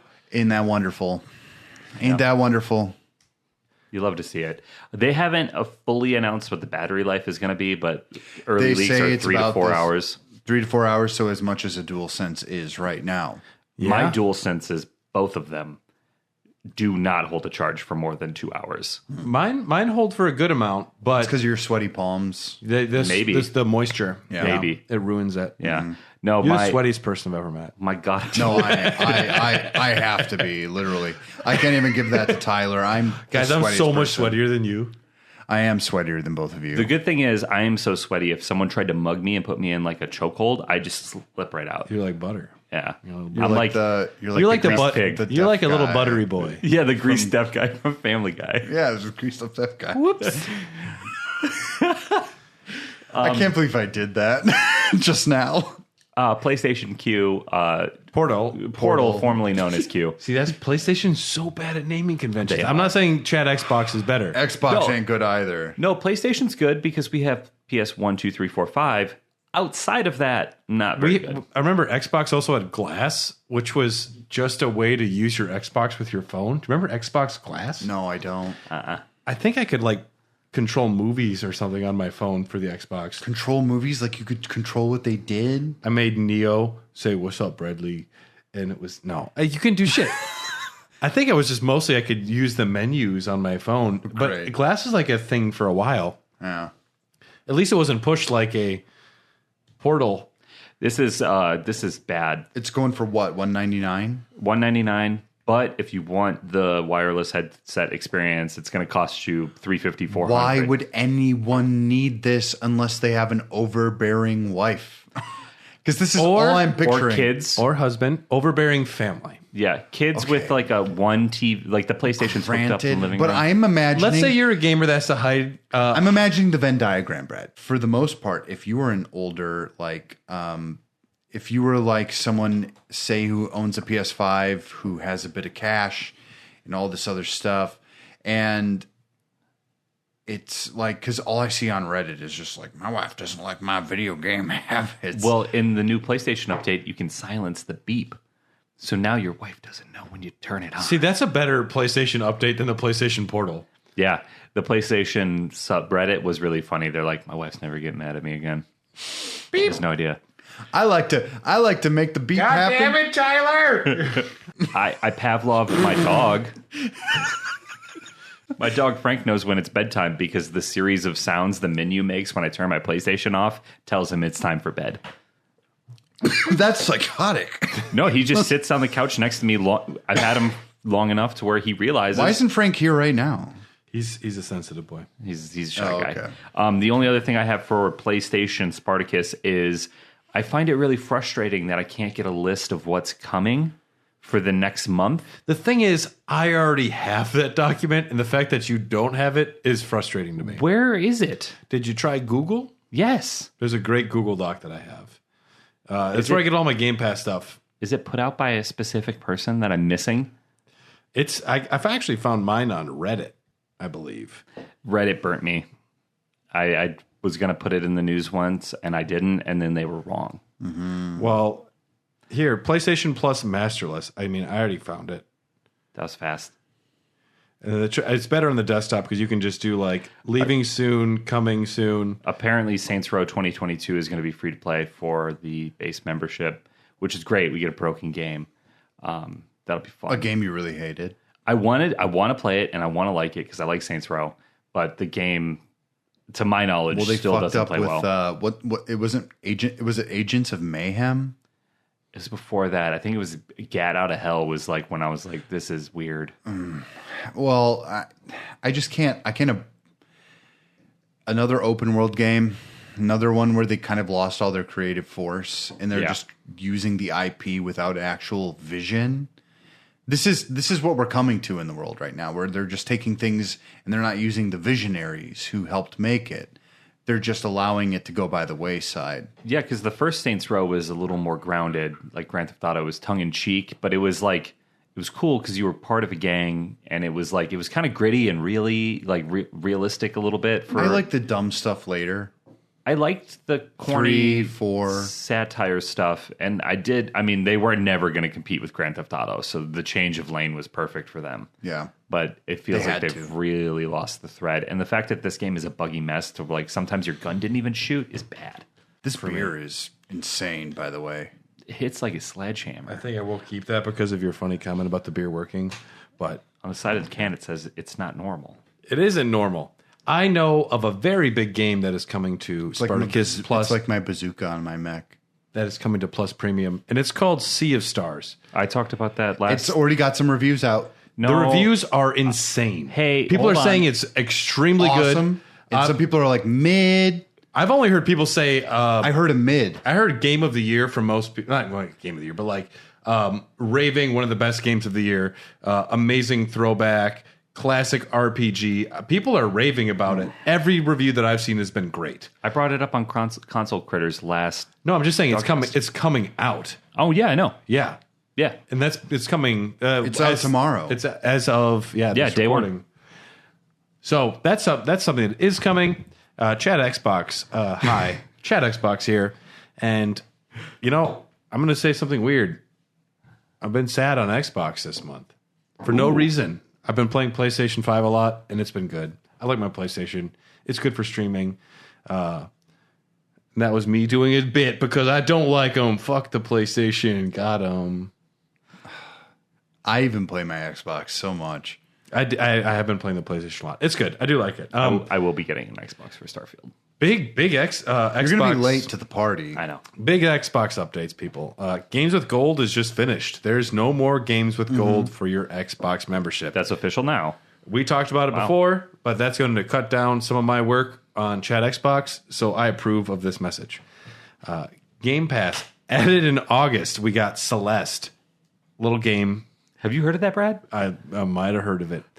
Texas Chainsaw Massacre, A Short Hike, Broforce Forever, Limbo, Airborne Kingdom, Firewatch, Sea of Stars, which we just mentioned. And coming in September, Starfield? Never heard of it.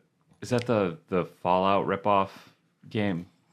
Where there's not even like the Bethesda, funny like- mutants? No, it's Morrowind in space is how people told me about it. Oh, okay. It's like No Man's Sky. Honestly, that would kick ass, but yeah, whatever. Lies of P, which has only gotten better and better feedback. I was reading people that have played it, and they say this is a legit Soul-style game, which I know you're tired of them, but people say it is a contender. If it's free, it gets on the Xbox. It's Party Animals, Payday 3, and Gris. That's what we know is coming in September. Gris. It's pronounced Gris. Gris. It's a Spanish word. Gris. Glee with a G Gris. sound. Well, I thought it was like in Final Fantasy 12 when they say Marquis instead of Marquis. I don't know if that's correct, but it is Marquis. But they don't say Marquis. They say Marquis, but it's very wrong because they didn't know what they were doing with the voice acting. Still love that game. Oh, yeah.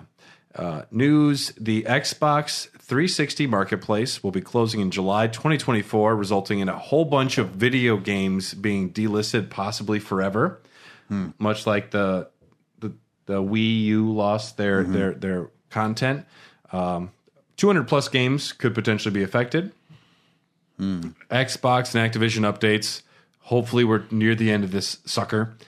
The UK Competition and Markets Authority, CMA, has once again denied the acquisition. In an effort to appease the CMA, Microsoft is considering a major cloud streaming deal with Ubisoft. They're saying Ubisoft will get all cloud streaming rights for a certain number of years. And for all Activision and Blizzard console titles, PC and otherwise, Ubisoft already started fucking tweeting about it, saying, this is happening. We're so pumped. We're getting all of this. The deal's not done. The CMA needs to approve this, but Phil Spencer has also cautioned gamers that the deal, if it should close, when it should close, it's not immediate, not snap of the fingers. All of Activision Blizzard games will be on Game Pass. He said it's going to take a little time. Just temper your expectations. This won't be immediate. Yes. And, that's the Xbox updates. If I had to choose something from Game Pass, I mean, check out Sea of Stars. I haven't yet, but from the reviews, I already know that if it's inspired by, Chrono Trigger and Illusion of Gaia, Breath of Fire, I'm going to be down. I'm excited for it. And I'm still super bummed I backed it on. it. I'm super bummed I backed it on Kickstarter because I could have gotten it for free instead of for a lot of money. Yeah, but maybe your support with the people that supported it on Kickstarter is what got it to the point where it is now. But it's not. You think about it that way, man. But it's not. But also, Hair the Dogcast will be a unique gravestone in a cemetery somewhere in that game. So check out. You can bet I got I'm gonna to at least make it to that. I designed the person on the stone too. I forgot what I did, but Was it me? no, it's not that. You couldn't do that good a creation. It was like choose a hat and Fine. But- it should have been me. but I chose one. So if you're playing this game, find us because I will eventually, but I'm curious. I'll end up playing it probably tomorrow. What's up with our Nintendo? So, the Switch has officially matched the Wii. No shit. That's big. Yes. Sales numbers? Yes. That's insanity. It has officially matched Damn. the Wii. I did not know that. That's massive. It's done. Yeah. Holy shit. Yep. That's is that number 2 on best consoles of all time then? No. Hold on. I'm looking this up right now. You can keep talking to It me. might be sales in America. I might be being stupid. Yep. In United States sales. I'm so sorry. Oh no, that's still great. In United States sales, it has surpassed the Wii. And we have the pandemic to thank for it. Thank you, God, for sending the pandemic. We love you, pandemic. I didn't even it is higher than the Switch or the Wii. I didn't realize that it was Only in America. No. This is outside of America as well. Oh, in the United States it did. Did it just surpass it everywhere else? No, you're just in the United States it did. It's been outselling the Wii for a while. It's currently the number 3rd best-selling console of all time. It's number 3 behind the Nintendo DS, which might be getting to flub and cheat a little bit since they have so many different DSs. Yeah, there have not been other versions of Switch besides the OLED. And the DS, 2DS, 3DS, all that nonsense, whatever. Well, no, there's 3DS XL. if we're talking about the DS, there was only the DS Lite, and the DS. What was the other one? the DS OS something or something. What I'm saying is those sales numbers are getting lumped in. Yeah. Well, here's the thing. The 3DS gets lumped in with the DS is what I'm looking at here. And Really? I do not approve of that. No, because I had The DS is the highest, still like the highest. Like the DS is still insane. I had the But first number DS number and then one the 3D. So, you number can't. number one console of all time. PlayStation 2. Yeah. So PlayStation 2 is at over 155 million. The DS handheld Ubiquitous. with the family, the DS family is 154 million. But I don't that count doesn't that. count. That doesn't count. The Switch They're is at two a- different systems. Switch is at 129. If they can't play the same games, it's a different system. 129.53 Yes, that's a good. million. That's a good point. 129 million for the Switch. Yeah. That's amazing. Yeah. You can blame it on Animal Crossing, frankly. Animal Crossing. Are you from Wisconsin? I sound like an idiot. Chipotle. I got a big Chipotle. The other day on Elden Dogs, I said Craig Blade instead of Crag Blade. I was like, oh no, my Wisconsin's everywhere. It's out in It's the showing open. up. Hey, listen, South Dakota, you might as well be Yeah, I consider myself Wisconsin now, but I am South Dakota. Dakota. You said it though. Yeah, like you us. said I leaned into it a little Okay. bit there, but yeah. No, which is amazing. It's astonishing. It's strange. I love the Switch. The Switch might be my favorite console of all time, just for what it is and what it does. Not as for the games it gave me, but for what it is as a set package. It's so different. It's so unique. When I first got it, I was obsessed with my Switch. I'm still obsessed. Well, there's shit you can do. Every time I hold it, They've and got play it, infrared sensors that they do nothing with. What are you trying to prove? just calm down. Exactly. And I don't know. I'm happy that Nintendo is on the rise. Obviously, I'm the Ninfrendo or the Switch bitch. If you want to be derogatory. I condone. I don't think it's derogatory. I think it's empowering. Yeah. Like Lizzo style. Oh, Yeah. she's canceled too, right? Yeah, Well, she is. Once you go to Amsterdam and make your backup dancers insert bananas into porn stars or into sex workers' buttholes, I don't know what happened. and then make them eat them. pass. I can't say I wouldn't. Pass. Do that. Yeah. I can't say I wouldn't. But she did say that the DNA test came back and she was 100% that bitch. Yeah, but we're not your backup dancers, Dylan. the DNA test did come back, though. Tyler's right. It's proven. Yeah, Because she it was was in the 100% song. that bitch. Instead of TNA, it's DNA. Dylan's and assholes. Yeah, That's what our podcast is DNA. DNA. But this is We're the assholes. This is actually astonishing. However, I am a person who says inflation, time, and inflation. The amount of people who liked video games at a certain point changes, and it's only growing. That's and true. I think the numbers should be decreased based off of that assertion, or they should be raised up. You should factor in like inflation for the PlayStation 2, what Yeah. that would account for today is what you're saying. Exactly. And I mean, that would prove something. It's, like when you remember when Titanic came out and it was the biggest selling movie. I was in kindergarten. Yeah, exactly. Yeah. Wow, really? PG-13. No, to with- give you a little bit of perspective, quick perspective for Titanic. I was in the fourth grade. I was 5 years old, and I was in kindergarten, and I was asked by my kindergarten classmates if I had seen Titanic yet. So the level of that is magnitude. not a movie. That is not a movie for kindergartners. but I was the 9 magnitude I was of that 9 when movie- it came out. It was 97, right? Yeah. Yeah, I was 5. So I was the magnitude of that 7. movie had Yeah. 5-year-olds around the recess fucking jungle gym being like, you see Titanic yet? That's because James Cameron had given a few under-the-table handies to the ratings board to get that film rated PG-13, which it should not not have be. been.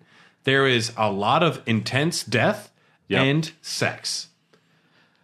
I still laugh when the guy falls on the propeller blade, and It's I still- don't feel it's- bad about They it. made It's an still- action figure of him. It's still funny. I'm going to have that action. Yeah, you can find it. There's an action figure of him. My dad, when they died, had a Titanic poster.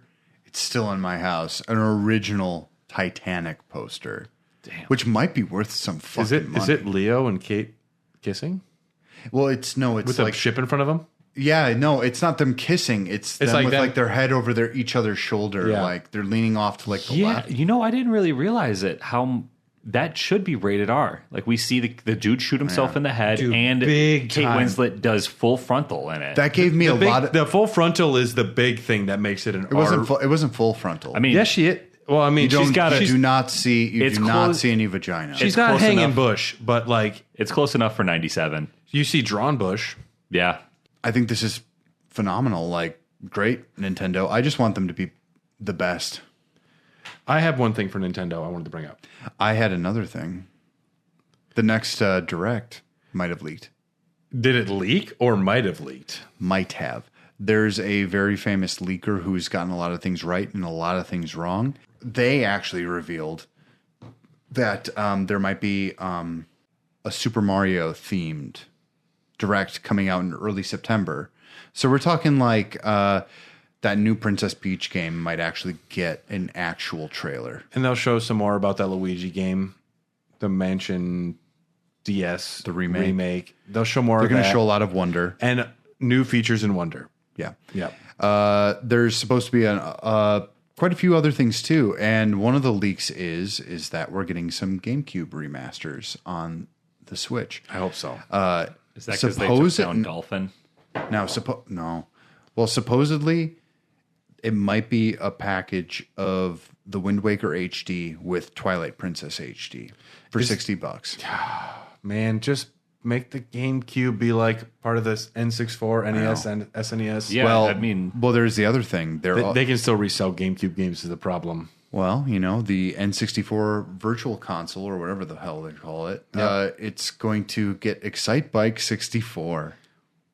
Fine. let me know when I mean, That's a fun game. I'm not. It's a fun game. I'm not excited about it, but that's good. Yeah, it is. It's this whatever. let me know fine. when it gets War Gods, and then I'll get super pumped. War Gods. Yeah, it was Never an old played it. fighting game. It was very bloody, and I played it as a kid, and my mom hated it, but my dad bought it for me. And they're estranged. What? Yes. I didn't hear what you said, and then my brain caught up. It's fine. Okay, my thing I wanted to bring about Nintendo. Brad has something I neglected. You live in the happy world of Nintendo. This is the dark, seedy underbelly of Nintendo. No, don't do this.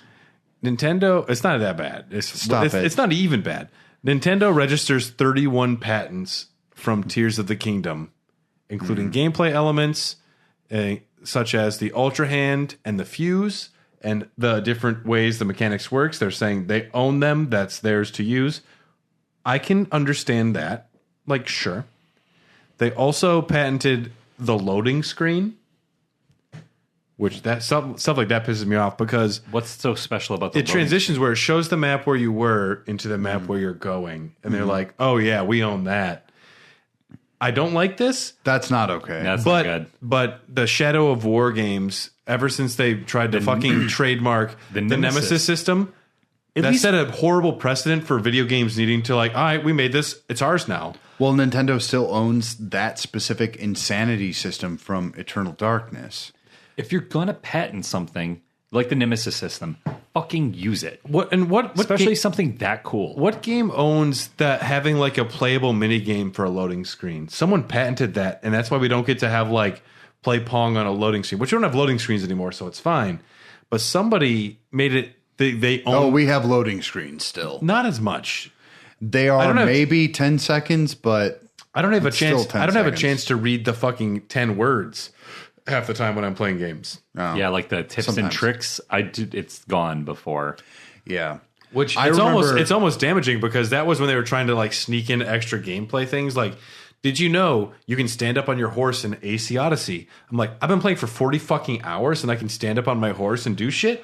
Do you remember in Skyrim when they just let you look at the 3D model by twisting it, and then you would just spend like minutes doing that? And that's all it took. In VR, it's amazing. Oh, it's kind of cool. Yeah. I really want to play that in VR. Which I still haven't. Could I be really our want to. transition into our topic. Yes, games that made you want to, if you could afford, to buy a console. Games that's made you buy a video game console. Console sellers.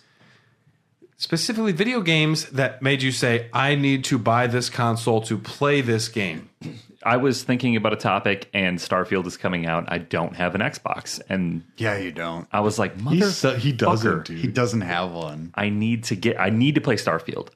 And The only way you can. is if I buy the fucking console. My wife is going to play Starfield before you. Dude, she's going to beat it. She's going to beat it and spoil it for you. I'm going to have her send you messages. Please don't. This is becoming a terroristic threat at this point. A Bethesda executive has said that they haven't come close to finishing Starfield after 160 hours of gameplay. Yes, and that just makes me... Fuck. The only solace I have is that I can't afford an Xbox for a few more months. But I got Baldur's Gate 3 right there. That will occupy my time in the meantime. Yeah. Well, if you So- get Frank working as a donkey horse to pull carts. Frank goes to work with me. Oh. I do my beer deliveries with my dog Frank. You're and allowed I to? see- Really? Yeah, I got him a seatbelt and everything. That's insane. That's weird. That's, He that's likes to- cool, but it's weird. It is cool. I think but it's weird. awesome. We drive like a 1998 Astrofan, and I put the windows down for him. I'm inside delivering beer for 2 minutes, and then I come out, and then we drive around town. I think Starfield, though, is an incredibly good example of. I know a lot of people are going to buy Xbox Series X's specifically to play this game. Exhibit A. I am going to buy a physical version of Starfield. Now, that's insanity to me because you have it for free on Game Pass. I have it for free, and I get the early access, which I'll have the early access, but I want the physical copy because I have most of what Bethesda produces. Why would you physical. not wait until it's $20 in 6 months if you can play it for free, though? God damn it, you're right. Right, just wait. Yeah. I'll wait. Play it until you can't, if they ever remove it. Fun fact, Xbox canceled their dollar trials for Game Pass like a week ago. They're like, nope. Suspicious. It's Makes not sense. suspicious. It's still, Yeah, it makes a lot of I sense. totally get it. Like, no, you fuckers can't do it this time. Nope. They're right. They're right to do so. Because they know people are going to sign up for Game Pass. Like, all right, I will bite. I will do it now. Yeah. And also people will get their Xboxes, their new Series X, which, terrible name, but I think I'm the assu- Starfield is the best reason for people to buy a Series X thus far. Yes. And I'm assuming at some point they're going to do a bundle with Starfield where you can buy the game and the system.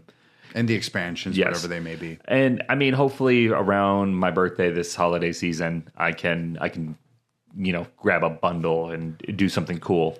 But not having the Xbox and missing out on a Bethesda game pisses me off because normally I would be able to play it, but this is the world we live in now. Well, also, I mean, Skyrim came to the PlayStation a year after the 360. No, it did not. No. It came out the Same same day. day. No, it didn't come to PS3 It the did. same it did. I had it the 11/11/11. I No got it shit. the same Yeah. day. I thought had there was it. a delay. There was no delay. However, the PS3 version was- ran like shit. And there I was had a there was 360. DLC released earlier for the 360. Yes, there was a 6-month Vanguard? gap.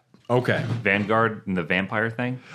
So it was Dawnguard, Dawn Guard. I'm thinking. and You're the thinking of second one. Sausage. The Yes. second one was the Morrowind expansion. yeah. Somerset Isles. No, Yes. that's not what it. No, not Somerset. Somerset is where the elves live. Yeah. What am I thinking? The Dwemer come from Morrowind. I know. I know what you mean, though. Okay, that's fine. I mean, I got them later, but I also didn't care because I had no money. But I got Skyrim, obviously. I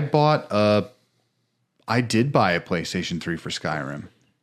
I bought a PlayStation 3 for The Last of Us and Uncharted. Well, but 'cause I didn't have one. But now it's interesting. You bought the PlayStation 3 for Skyrim. You could have also bought the Xbox 360 for Skyrim.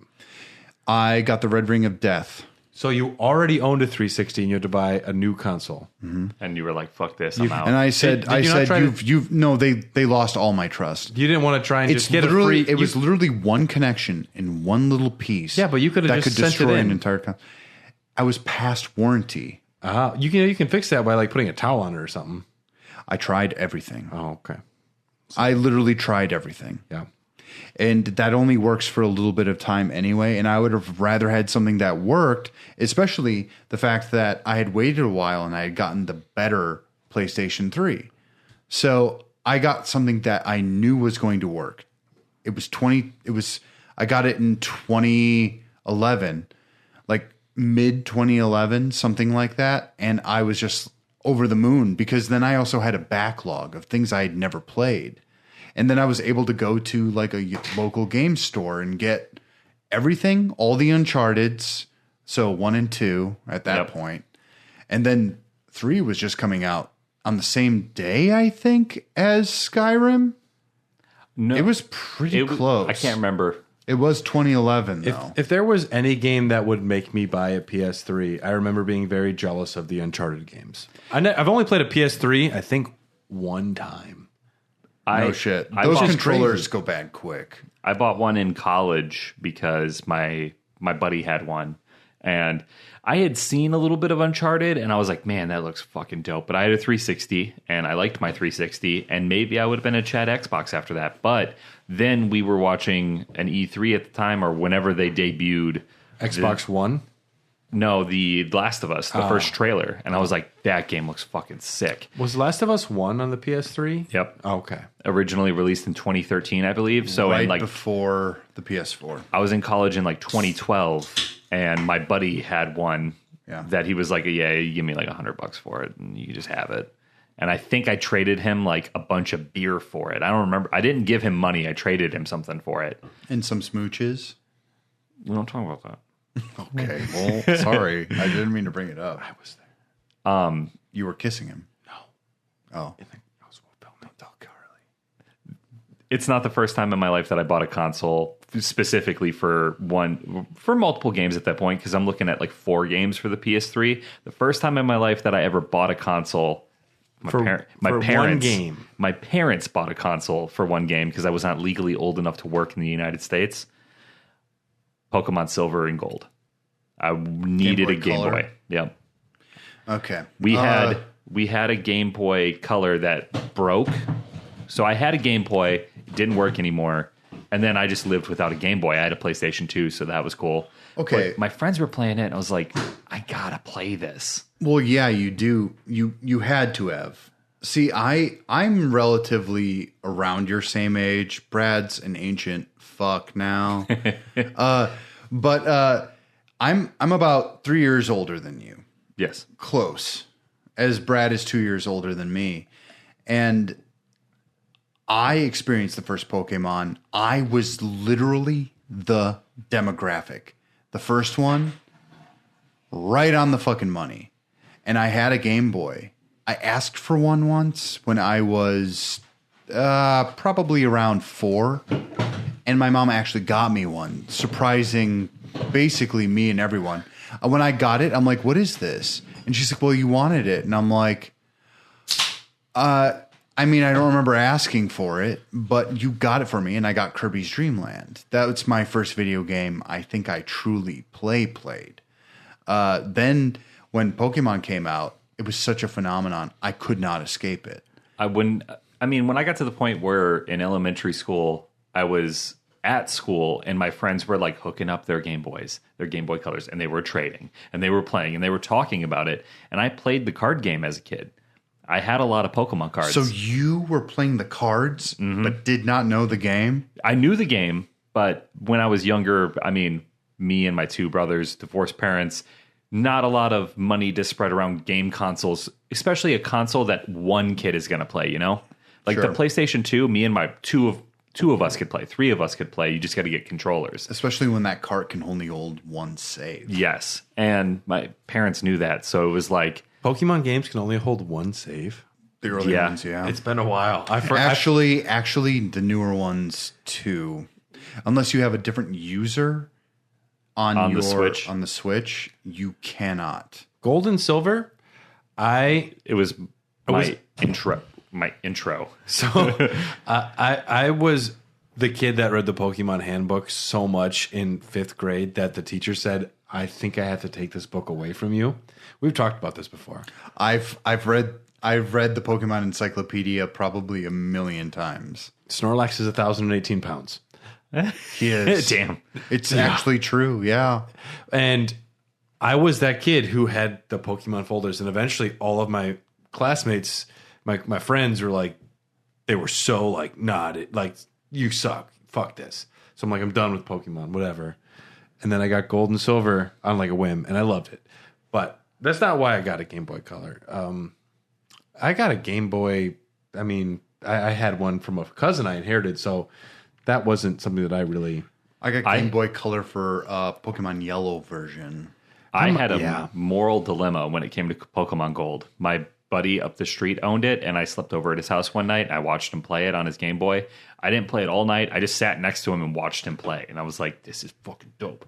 There's something to be said about that. I think that there's also this kind of envy you can get. Yeah, because I contemplated stealing Kids are their own best advertisement.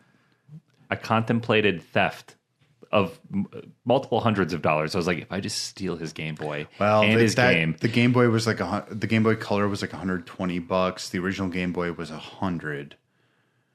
I mean, it would have been I had a moral dilemma at like 8 years old, and I was like, and you just really wanted that. That's how bad I wanted the game. I ultimately didn't do it because my parents raised me right. But the thought did pop in my head. I could just fucking steal this and hide it from my parents, and no one would know I could play it under my bed. You're a criminal. But then I ended up getting one because I played by the rules. See, now, and here ends up being like the weird thing for me. I don't tend to choose my consoles based on a game I know is coming out. I have a bit of a loyalty towards Nintendo. I have bought every one of their systems since, well, personally, if my mom had bought it for me, since the N64. That's interesting. You know, I didn't think about that. So going to the Discord, the only Game Boy that was mentioned on the Discord from our friends on there, Phil said the reason that he got a Game Boy was for Tetris, and I think that came with it. It's an impact, but that was also a major selling point because people that didn't even like games wanted Tetris. And Kip's my age, I believe. So yes, that wasn't Kip. It was Phil. Oh, I thought you said Kip. Yeah, that was the only Game Boy one. As far as PS3, Phil also said Tiger Woods, whichever year it was. Ryan said PS3 day one, but didn't mention a game. So that's a case of you're getting Heavenly Blade. Well, that sometimes you just get a console not even for a specific game, which Series X, that's what I got. Yeah. PlayStation 5. I didn't get it for a specific game. I got it because I wanted the newest console. Yeah. That happens a lot. The biggest example in all of gaming to me, it created an entire other console line is Halo. Halo 1 for the Xbox made Xbox viable as a video game console. It's the only reason it exists today. If without Halo, there's nothing that would have made it necessary for so many gamers. I don't think Microsoft knew it. I think that they were smart and like grabbing it, but I don't think that they knew it would be the thing. Mm-hmm. The multiplayer for Halo 1 was thrown together very last minute by a small team. Yeah. And fucking somehow stuck that landing so hard. It was it was a hole that needed filling after Quake started like that huge like multiplayer madness and Doom, and just couch co-op, Halo, LAN. The first time that I played 8-player Halo, I knew that something changed, and It's I needed really it. fucking good. And I got an Xbox so hard, specifically for Halo, as soon as I could after I played it one time. Yeah. I played Halo a handful of times at my buddy's house, and I loved it. But I also had my PlayStation. I had Grand Theft Auto. I had all the games that I was playing. Back when I was a kid, I played a lot of sports games. Did you ever play a Halo LAN party? Did you ever play 16 players? Yeah. Okay, good. Yeah. I eventually got That is an experience that will never happen again. No. Unless you go out of your way to do it. Which is not going to happen the way that the internet works. We could. That is a cultural thing. You know what's tough is getting 16 sweaty people in this house with 4 TVs hooked up and chairs. I don't even know 16 people. We know 3. Oh, man. Yeah, we got at least 3. I've got a fucking story There's about that. there's always like the 15th person is like, so-and-so's friend is here. They don't play video games. Like, you gonna learn today. It's like, give them a controller. about to learn. No, it's like, give them a controller. I will shoot them. Well, that's like the whole fucking point. You pick off the people who don't know, and I learned very quick how to do a first-person shooter because Halo was kind of my introduction. And someone's like, oh my God, Beans has the flag. How is that possible? Someone help Beans. Beans snuck around us? No, Beans was a big staple at Halo parties. I'm actually thinking Open. that I'm actually thinking that maybe the Wii is my best example of this. And the best example is Twilight Princess. I was thinking Galaxy. Okay, Twilight Princess.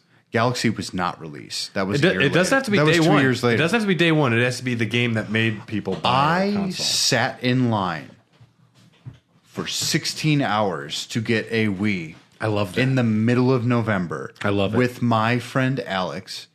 And it was full of hilarity. We were fourth in line, though. You have to understand. And when the gates opened to Target and we were allowed through and we got our little tickets to get it, they only had 15. Chef's kiss right there. And so everyone else was so pissed. But I can tell you so many stories from that line. I remember so much about that night. It might be one of my most vivid memories of my life. There was a guy with Tourette's playing football with a guy with a glass eye. I've heard this story. And I was sitting there with my Game Boy playing The Legend of Zelda, The Link to the Past. Yeah. And I just remember that being like, well, I gotta play this fucking Twilight Princess thing. I don't know what it's about, really, aside from the trailers. Turns out Twilight Princess is fine. A lot of people really love it. A lot of people are just like, meh, on it. But it was compelling enough for you to say, I need to go buy this Nintendo Wii day one. The weirdest thing is it was announced for GameCube, right? Yeah. Zelda is a system seller for sure. Well, Tears of the Kingdom is partially why Nintendo has hit this milestone. Well, the reason that I bought a Nintendo Switch was to play Breath of the Wild. I waited for a while to buy a Switch. I knew I wanted one, but it just came a point where the Smash Brothers console was available, and I just thought that the console variant was super sleek, and I liked it. It's very cool. And Breath of the Wild, we got to a point where I'm like, I just need to play it. I haven't played it yet, and I need to play it. And it was just like a perfect storm. So I got Smash Brothers and Breath of the Wild. But I bought it for Breath of the Wild, but I got the Smash Brothers variant. And it was an intense 3 days. I was living at Tom's house for 3 days because I was letting an ex move out, giving her space. Mm-hmm. And Tom was gone. So I was just living the life of Tom. I dyed my hair red. I just worked out all day. I wore short shorts and jumped on stage, and I played Zelda. Wow. Yeah, most of that was true. I played Zelda. But the reason I got a Nintendo Switch was for Breath of the Wild at the time. Now it is just for every single game on it. But the Switch is also I tried to find a Switch early on. they were hard to find. They were extremely hard to find. And I only got one in June. It came out in March of 2017. And I looked around everywhere. And I was doing Lyft and Uber full time at the time. And one day I went into Toys R Us, which is now defunct, which makes me feel like an ancient idiot. You are. You're ancient anyways. You're not an idiot. I know. And I went in, and there was just 5 of them sitting there. And I went up to the front desk, and I said, is that real? I remember asking legitimately, is that real or is that there? And they're like, yeah. And I'm like, well, I want one of those. Weren't you on mushrooms at the time? Not driving, no. I never drive Okay. inebriated. I feel like you've been on mushrooms. I took buying an Uber, video games before. I literally took an Uber here because I had a beer before this. Okay. I don't drive inebriated. Only one other person bought a Switch for a specific video game on the Discord. 1-2 switch. RV Gamer, homie Dom, got it just for Animal Crossing New Horizon. That's a big one, though. I know a lot of people that got a Switch for Animal Crossing. That was a big system seller. Yeah. Also, they made a mistake. Dom got a Wii U because they announced that they would be getting an exclusive new Zelda game that wasn't released until its last day. Yep. Also, the Wii U is great, but that didn't work out. The Wii U is worth it for a lot of reasons, and unfortunately, most of them have now been ported to the Switch. RV Gamer's other one they mentioned was they got a PS2 specifically for Kingdom Hearts, which I can sympathize with. I didn't get my PS2 for Kingdom Hearts. I got it because it was the new hotness. But I was excited about Kingdom Hearts. I begged my mom for a PS2 for Kingdom Hearts. No go. The first console that I spent my own money on was specifically for one game, and that was the Xbox 360, because I was a PlayStation kid. You wanted Gears of War. I had a PS2, and I wanted Gears of War. Yep. Gears of War was a big deal. Gears of War was huge. My buddy Max had it, and he got it for, he got it before Christmas, because my birthday was Christmas Eve, and I didn't get one until right after Christmas, because I got birthday money, I did chores, I saved up, and then I was able to get one. But me and my brothers pooled our money so that we could get a 360. And they hadn't seen Gears of War. I had been over to Max's house and I had seen it. And I was like, there's a fucking chainsaw gun, and you can you're cutting locusts down, and then you're all big and muscly, and you can take cover, and it's great. And my brothers were just like, let's fucking go. My favorite part on looking back is the reload system. Just having to tap active reload. The active reload is so cool. That's my favorite gameplay element, maybe, of that game. Yeah, me too. It's very transformative, and it's since then become a little more commonplace. Yeah. But Gears of War, I remember playing that campaign co-op with a buddy, and we were so hot on it. This was so fun. It was a lot of fun. And Gears of War 2 sucked. Yeah, Gears of War 3 was really good. Yeah. I liked 3. 2 was kind of a misstep. 2 or 3. What should have been a big franchise, but somehow they shot themselves so hard in the foot. Somehow Halo is still managing, despite not having a good game since fucking Reach. And it's disappointing that Gears has gotten to the point where it's at, because I really did enjoy the last Gears installment. I had 4 or 5 now. 5. I had COVID when I was living in my brother's basement, and I had just been gifted an Xbox by my dad and my stepmom, because they had gotten a new Xbox for my little brother, and they're like, he's never going to play this again. We're going to sell it. And I was like, I'll buy it. And they were like, well, if you're going to take it, don't buy it, just take it. Huh? Then I breezed through Gears of War. I almost said Game of Thrones. We briefly mentioned Skyrim on the PSVR for the segue. The reason I got a VR headset was to play Skyrim in VR. It's amazing. Well, it's good. I played it for 10 hours. It is great. It's a lot. I would never play it with the touch or the motion controller. No, I don't want to call them Joy-Cons, and I want to call them waggle sticks. I want to call them everything other than what they are. We call them the lollipops. Well, except I wanted to play it except for the lollipops controls. They're no good. Play with the controller.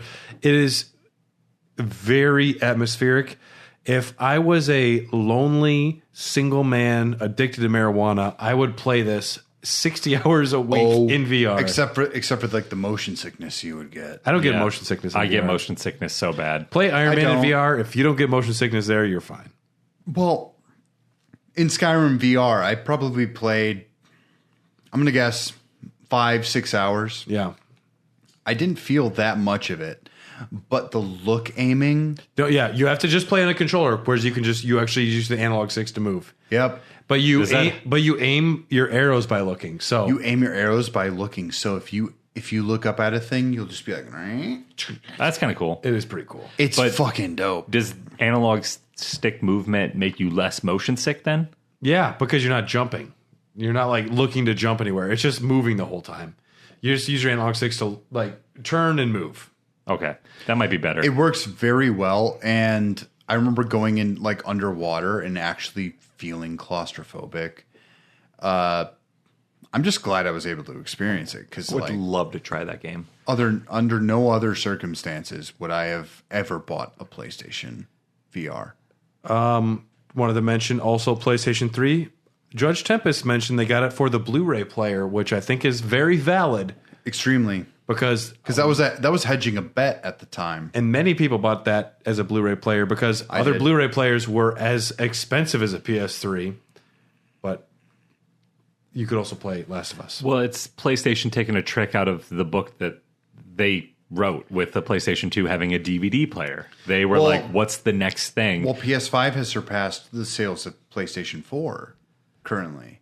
Yep. Technically. Yeah. But then far outpacing the PlayStation 3, which actually sold okay if you really want to. It caught up. Dollars to No, donuts. it caught up and won that definitely generation. But 360 was definitely the heavy hitter of that decade. Yeah, well, no, yeah, absolutely. Especially the Elite.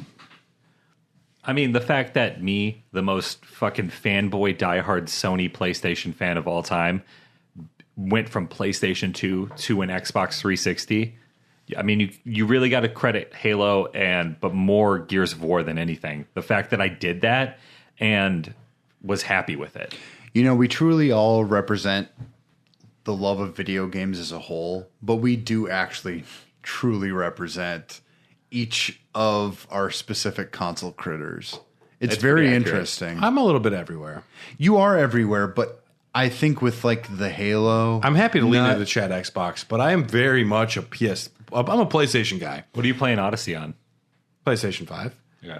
But I mean, when I think of Final Fantasy is formative. Kingdom Hearts, and when I think of those games, they're PlayStation games to me. I thought about getting a PlayStation 5 for Final Fantasy 16 day one. Glad you didn't.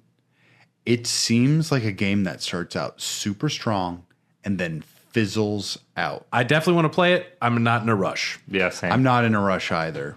I'll play this when whatever DLC they have planned is already out. Literally, the only thing that could get me a PS5 right now is Death Stranding 2. And then it'd be day one. Death Stranding 2 comes out. You would get it. Probably. You'd get it day -7, so you'd have it ready and set up to play Death Stranding 2 as soon as you could. Yeah. Well, yeah. I wanted to mention Phil also brought up the PSVR for Resident Evil 7. For Wonderful. those that haven't played Resident Evil 7 God. in VR, you're missing out, and also don't. Terrifying, huh? It is fucking I thought I was halfway through the game, and I was like 2 hours in, and I was like, I can't do this. I didn't finish it in VR because it was too intense. It is that scary being in the atmosphere. Shit. I got It's not good. It's bad. So, Brad, for reference, I got to the greenhouse all in VR. Yeah. Oh. Which is actually a little visually intense and extremely rough. Oh my God. And I'm not like anti-bug. I love praying mantises. I love bugs in general. Bugs in VR, no. But like, it's the gross bugs. No. Like the that's gonna sickly check me bugs, the out. pus bugs. I would just get in a room and be like, I don't want to move. Listen, because I don't know what's in that room. And I know that I'm not happy in this room it is. So why would I move? But I had also played the game before. If I had played this for the first time in VR, Bad. Awful choice. Bad. If you had played it once regular, which I assume you have. Which one? Biohazard? 7. Yeah. Yeah. Okay. If you play it even then, like, you're still caught off guard because when those family members chase you around the mansion, That would be terrifying. you hear them behind you. Well, I've played enough VR to, like, I can kind of in my brain see how it would work. And I've played a couple horror games, like little mini games that they give you for the PSVR that one of my roommates had. And horror in VR would be my ideal way to play VR. Sure. I like horror movies a whole bunch. I would definitely play horror VR games. You just really got to be in the mood for that intense experience. Because it's not I would like hate to play playing Resident Evil Tetris. 8 VR. There's some weird parts. But no, yeah, I mean, I don't really have that much more that I was truly like, I have to have this. I've never been hyper materialistic in that way. I want the experience, but I always wanted to, I was never just like, oh man, but this game, I got to play it right now. There are only so much. I know it's a smaller list than you'd think initially because it's what made things happen. I got a DS for Super Mario 64 DS. One big one I wanted to mention was I got a PS4 for when Destiny came out, pretty much day one. I wanted to play Destiny. I have the White Destiny. I still have it in my house. I have the Destiny PS4 pack, and it's very vivid in my mind hooking it up and playing Destiny for the first time and being very crestfallen and disappointed, and also confused and enamored by the different gameplay because I wanted Halo, and It was kind of that, but kind of not. it wasn't what I wanted, but it was still fun. I remember being very lost and confused. Phil mentioned for the PS4 Arkham Knight, which I love. It's not for everyone. And Ryan also mentioned Destiny. That was pretty late into its. That was like late 2015. Yeah, I mean, they don't have to be day one games. No, I know. Yeah, but yeah, I get it. Well, for like a slightly interesting perspective, I had a PlayStation 2 at my dad's house. At my mom's house, I didn't have one. And I didn't have a 360 yet. So gaming was done at my dad's house for a while. And I didn't take my PlayStation between the houses, you know? So I had to get a PlayStation 2 for my mom's house. And the two games I cited as like, I need to be able to take them from my dad's house to my mom's house and play were Vice City and Final Fantasy X. And that's how I sold it to my mom. I was like, I need it here. This is what I do there. Can we please get a PlayStation 2 here? And my mom ended up getting a PlayStation 2 for me and my brothers so that... Once you made the argument, Dad's house was cooler. As an adult looking back on it, probably what happened. But at the time, I was like, I should be a fucking lawyer. I just fucking totally just like legal rambled my way into that. Man, my dad didn't buy me shit. He bought me an Atari at a garage sale. That is better than shit. That's cool. It's not great, but at least it's an Atari. He got it plugged in, and it had 26 games. And you were like, but Frogger is just an X. I still have the Atari. I have the Atari 2600 hanging out at home. Can we try to figure out how to get that plugged into yours? It would take a few adapters, but yes. The last one that I personally want to mention, GameCube, I got for Resident Evil 1. The remake. I remember seeing it all over so many magazines as the future of horror, the scariest game ever made. And I played Resident Evil 2 and 3 kind of a little bit. I was pretty young at the time, but for Resident Evil to be getting the remake on the GameCube, that was what I needed and wanted. And I moved out to, we had a tool shed that was converted to be like a hangout space. It was carpeted and it was like for the kids to be in. And I pretty much moved out there for like a week because I wanted it to be extra scary. And I slept on the couch out there and I just stay up super late in my little like gamer rocking chair playing Resident Evil. Very vivid memory. And that was the reason that I bought a GameCube. And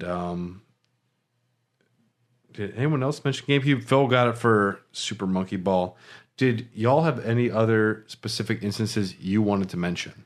I put more in the Discord that were just games that influenced my decision, but I've talked about the ones that were really the heavy hitters now. You know what? I used to buy games based off of one person playing a game and then going after it, which I think is a very common thing back in the day.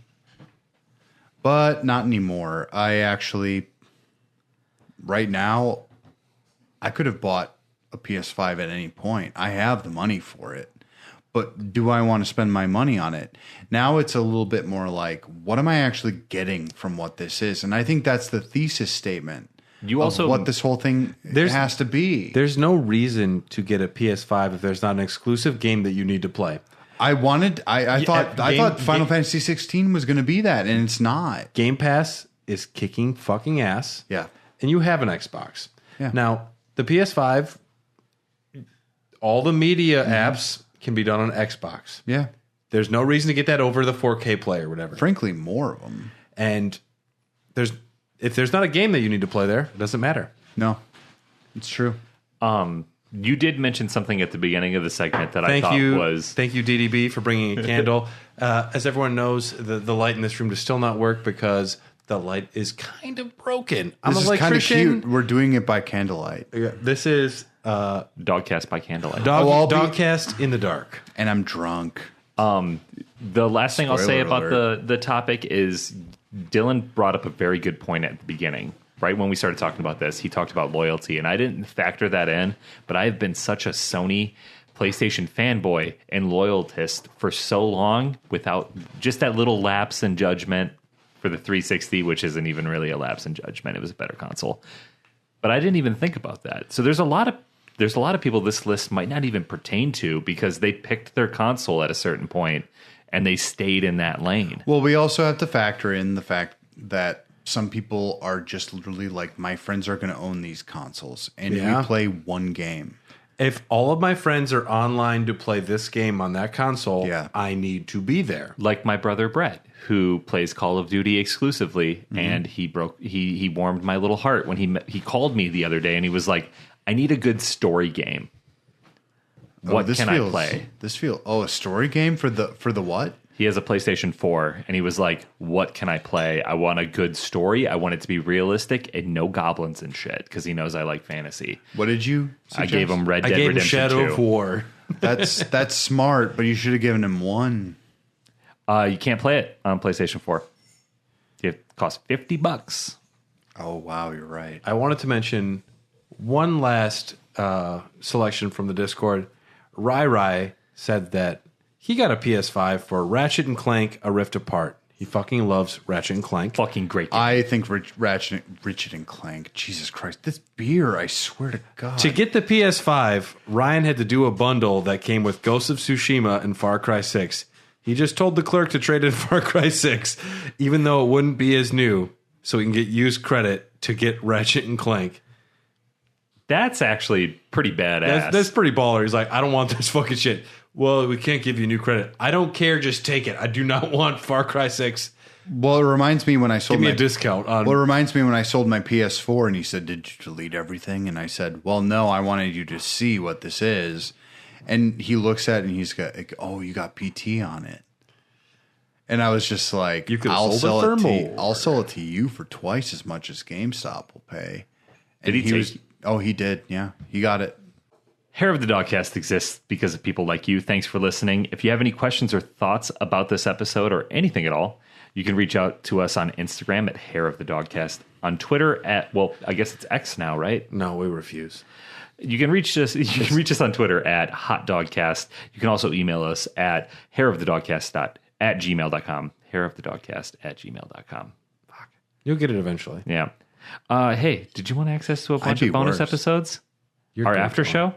If you want some bonus shit that we're doing that's also really good, like Doggies After Dark and some of the podcast episodes, some of the Popcorn Dog episodes, Elden Ring episodes before the rest of the general population get them, then you should follow us on Patreon. You can find us on Patreon at patreon.com/hairofthedogcast, and a special shout out for the most beautiful people in the world, our executive producers, Ryan, Christy, Nick, Kipper, Brian Ward, Jordan Hoff, and Phil Wright. Hair of the Dogcast exists because of people like you. Thank you so much for being executive producers. Also, we recommend checking out www.magicmind.com/dogcast. Check out Magic Mind. We highly recommend it. Use discount code DOGCAST for up to 56% off that purchase. Legitimately, give him a shot. I had a real revelation with them, and I was like, well, I'm not as healthy as I thought I was. So it does make me feel better Yeah. when I think about the garbage I put in my body. and that matcha flavor. Mwah. I'm terrified that my subscription, my most recent box is almost out. I'm happy another one's coming because I looked in the fridge and thankfully I found the other two that were hidden back there before the other ones come. Oh, there we go. Hair of the Dogcast is also a proud member of the Tokyo Beat Podcast Network. Make sure to go and check out all the other shows on there. They got some fantastic shit. And before we sign off on this episode, guys, do you have a one for the road? And I've had mine locked and loaded since Friday. All right, then I'll go first. I have to recommend a horror film that I watched last night with my lovely wife. We watched Cobweb. Now, Cobweb is starring Anthony Starr. You might know him as Homelander. And Hell yeah. Lizzie Kaplan. You would know her from a few different shows. Also a young child actor. I don't know his name. All I will tell you is don't watch anything about the movie. A little boy thinks he hears a voice in a wall, or maybe hears a voice in his wall, and things get weird. Really? It's fun, weird. It's such a good. What's it streaming on? I think you can rent it on most streaming apps. It's not for free on any of them yet. It just came out last month. Is it like a $5 stream? It came out in theaters and disappeared pretty quick because of Barbenheimer. It didn't do well, but it is such a good. Unfortunate. It is such a good, like, real horror film. I will just say it will surprise you and it will scare you. When I see Carly has her face half in behind a blanket, I've only seen it twice. Barbarian in this film. Ooh, wow. That's exclusive company. And afterwards she says, do you have anything funny we can watch? Which I know is high praise for a horror film. That's good, yes. And we watched Righteous Gemstones, and it was the worst episode of the season so far. Was it the finale? It was the flashback. I didn't mind the interlude. I didn't mind it, but I wanted to be like a temp flashback and then flash forward. No, they always have one episode that takes place in the past every season. I didn't love it, but it's always a little bit of a speed bump. The Righteous Gemstone also kind of stumbles at the finish line, if you ask me. You mentioned you had one unlocked, so let's go to Dylan next. Sure. I would actually recommend the show Twisted Metal. Yeah, you mentioned this, and that got me very excited. It's and actually perplexed. It's actually pretty good. If you go into it with zero expectations, which I might have increased, it is hyper watchable. At the end of it, I was saying, I want more of this because they bring in some weird lore stuff that's super interesting. Is it like obscure, weird, Twisted Metal lore? Some of it, yeah. Do you see other characters besides Sweet Tooth? Do you see a guy just like holding two wheels? You see Agent Stone. Okay. He's the cop. The easiest character to adapt. Yeah, exactly. However, it's mostly about the new main character and... Did they go super weird, obscure, supernatural? Because that game is all based on some weird, obscure shit. Not now, but I think in the other seasons, it's hinted that that's going to happen. Because if I want paranormal, I want undead, exorcist, sex slave, monster people. The most important thing is that I do not see Anthony Mackie now as a Will Smith stand-in. He actually stands on his own in this show. That is the nicest possible thing you could have said about Anthony Mackie. He actually works so well in the show. He's super funny. Everything lands. The directing works. It's got Stephanie Beatriz from Encanto and Brooklyn Nine-Nine. She's like essentially another main character. And then Sweet Tooth is interesting as hell. Isn't he voiced by Will Arnett? Only Yeah, voiced he by is, Will yeah. Arnett, yeah. But he's played by Samoa Joe. Yeah. I like that. It is so hyper watchable. And I wouldn't say this is like high cinema. I wouldn't say this is high television. It's not prestige. But I will say at the same time that if you can thread that needle, you're ready to go. So Twisted Metal. Tyler, you mentioned you had recommendations. That's all the time we have for today. Just kidding there. Get it, buddy.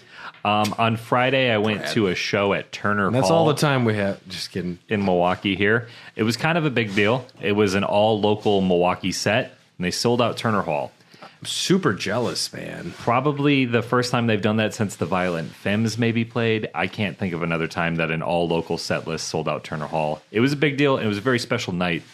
I've been looking forward to it for a while, and it was Social Sig as the headliner, and I've recommended them as a one for the road before. One of the best musicians I've seen in Milwaukee. You've seen it, yeah. They had fellow Kinsmen who were also great. Big fan of fellow Kinsmen. The opener was Bug Moment, which they're fantastic. They have a very My Chemical Romance kind of groove to them that I really enjoyed. But my one for the road is the band that played second on the billing. And was it your first time seeing them? It is my second time, but I hadn't seen them in a year. And my God, have they gotten so much better. They're talented. They are beyond talented. Diet Light. Okay. Lite, Diet Light. They have an album that came out in April called Into the Pudding. And it is fucking phenomenal.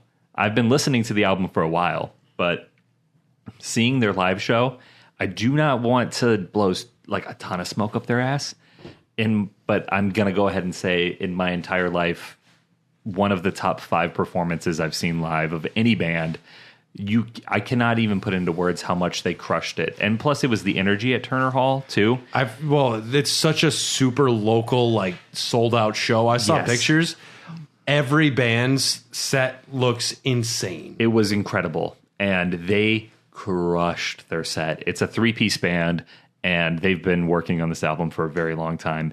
It's called Into the Pudding by Diet Light. If you like, it's almost like I hear Meatloaf in it. I hear punk rock in it. I hear alternative rock in it. They have some jam spots where it's just instrumental. They're kind of all over the board with their styles, but they almost have a rockabilly alternative rock style when they play live because they lean into it. But their stage presence is amazing, and I mean, I'm still buzzing about it, and it happened last week. I'm very in. That sounds great. I will give them a shot. Yeah, Into the Pudding. Check it out. Awesome. That's right. one for the road. That's it. That's all she wrote, boys. The Dogcast once again reigns supreme. Well, we're moseying on out of here today. Well, time to close out your tabs there, boys. Time to put your little plastic baggie over your canned beans and get on your donkey. And Do you need head a out to-go onto box town. for that picture of High Life? I don't. You can just leave it there. I'll finish It's it. not to go. I'll just chug it. I'll just, you know what? I didn't throw up in the bathroom. Somebody else was sitting there before me. You know what? Maybe leave that tab That open, mess because ain't then- mine. It's not mine. Someone needs to clean out that bathroom, though. Somebody made a mess. It's kind of cool. We're sitting around candles right now. Do we want to do a Doggies After Dark? It's the first time we're going to do a Doggies After Dark. But it's Dylan, We actually it's did your one call. last time. It seems like I gotta hit the trail again before dawn. Looks like. Hold on. Here's my best Arthur Morgan impression. Well, I swear to God, if they don't fucking get me out of here before I'm ready to be done and tired, I swear to fuck I'm gonna kill that Micah. This is my best Arthur Morgan. I've never played the game. But that was I- actually pretty good. But I swear, if you don't like and subscribe to Hair of the Dogcast, we will come for you. And our horses have real testicles. They made them in this game. I've seen them poop. Can It you doesn't give- matter They're much. going to poop a lot. We need $50 for this game. Support I'm us on Arthur Morgan. I Support us believe, on Dutch, Patreon. but what's the goddamn plan? Now you could buy a $50 port of Red Dead Redemption, or you can get yourself a nice 10 to 12 month whatever subscription here to Hear the Dogcast. I'm just asking you, please. We're poor. Well, you know- shit, man, we're poor. Well, sure. We have candles in this fucking room right now. We're a candle lit podcast. Well, you know, Jesus will want it.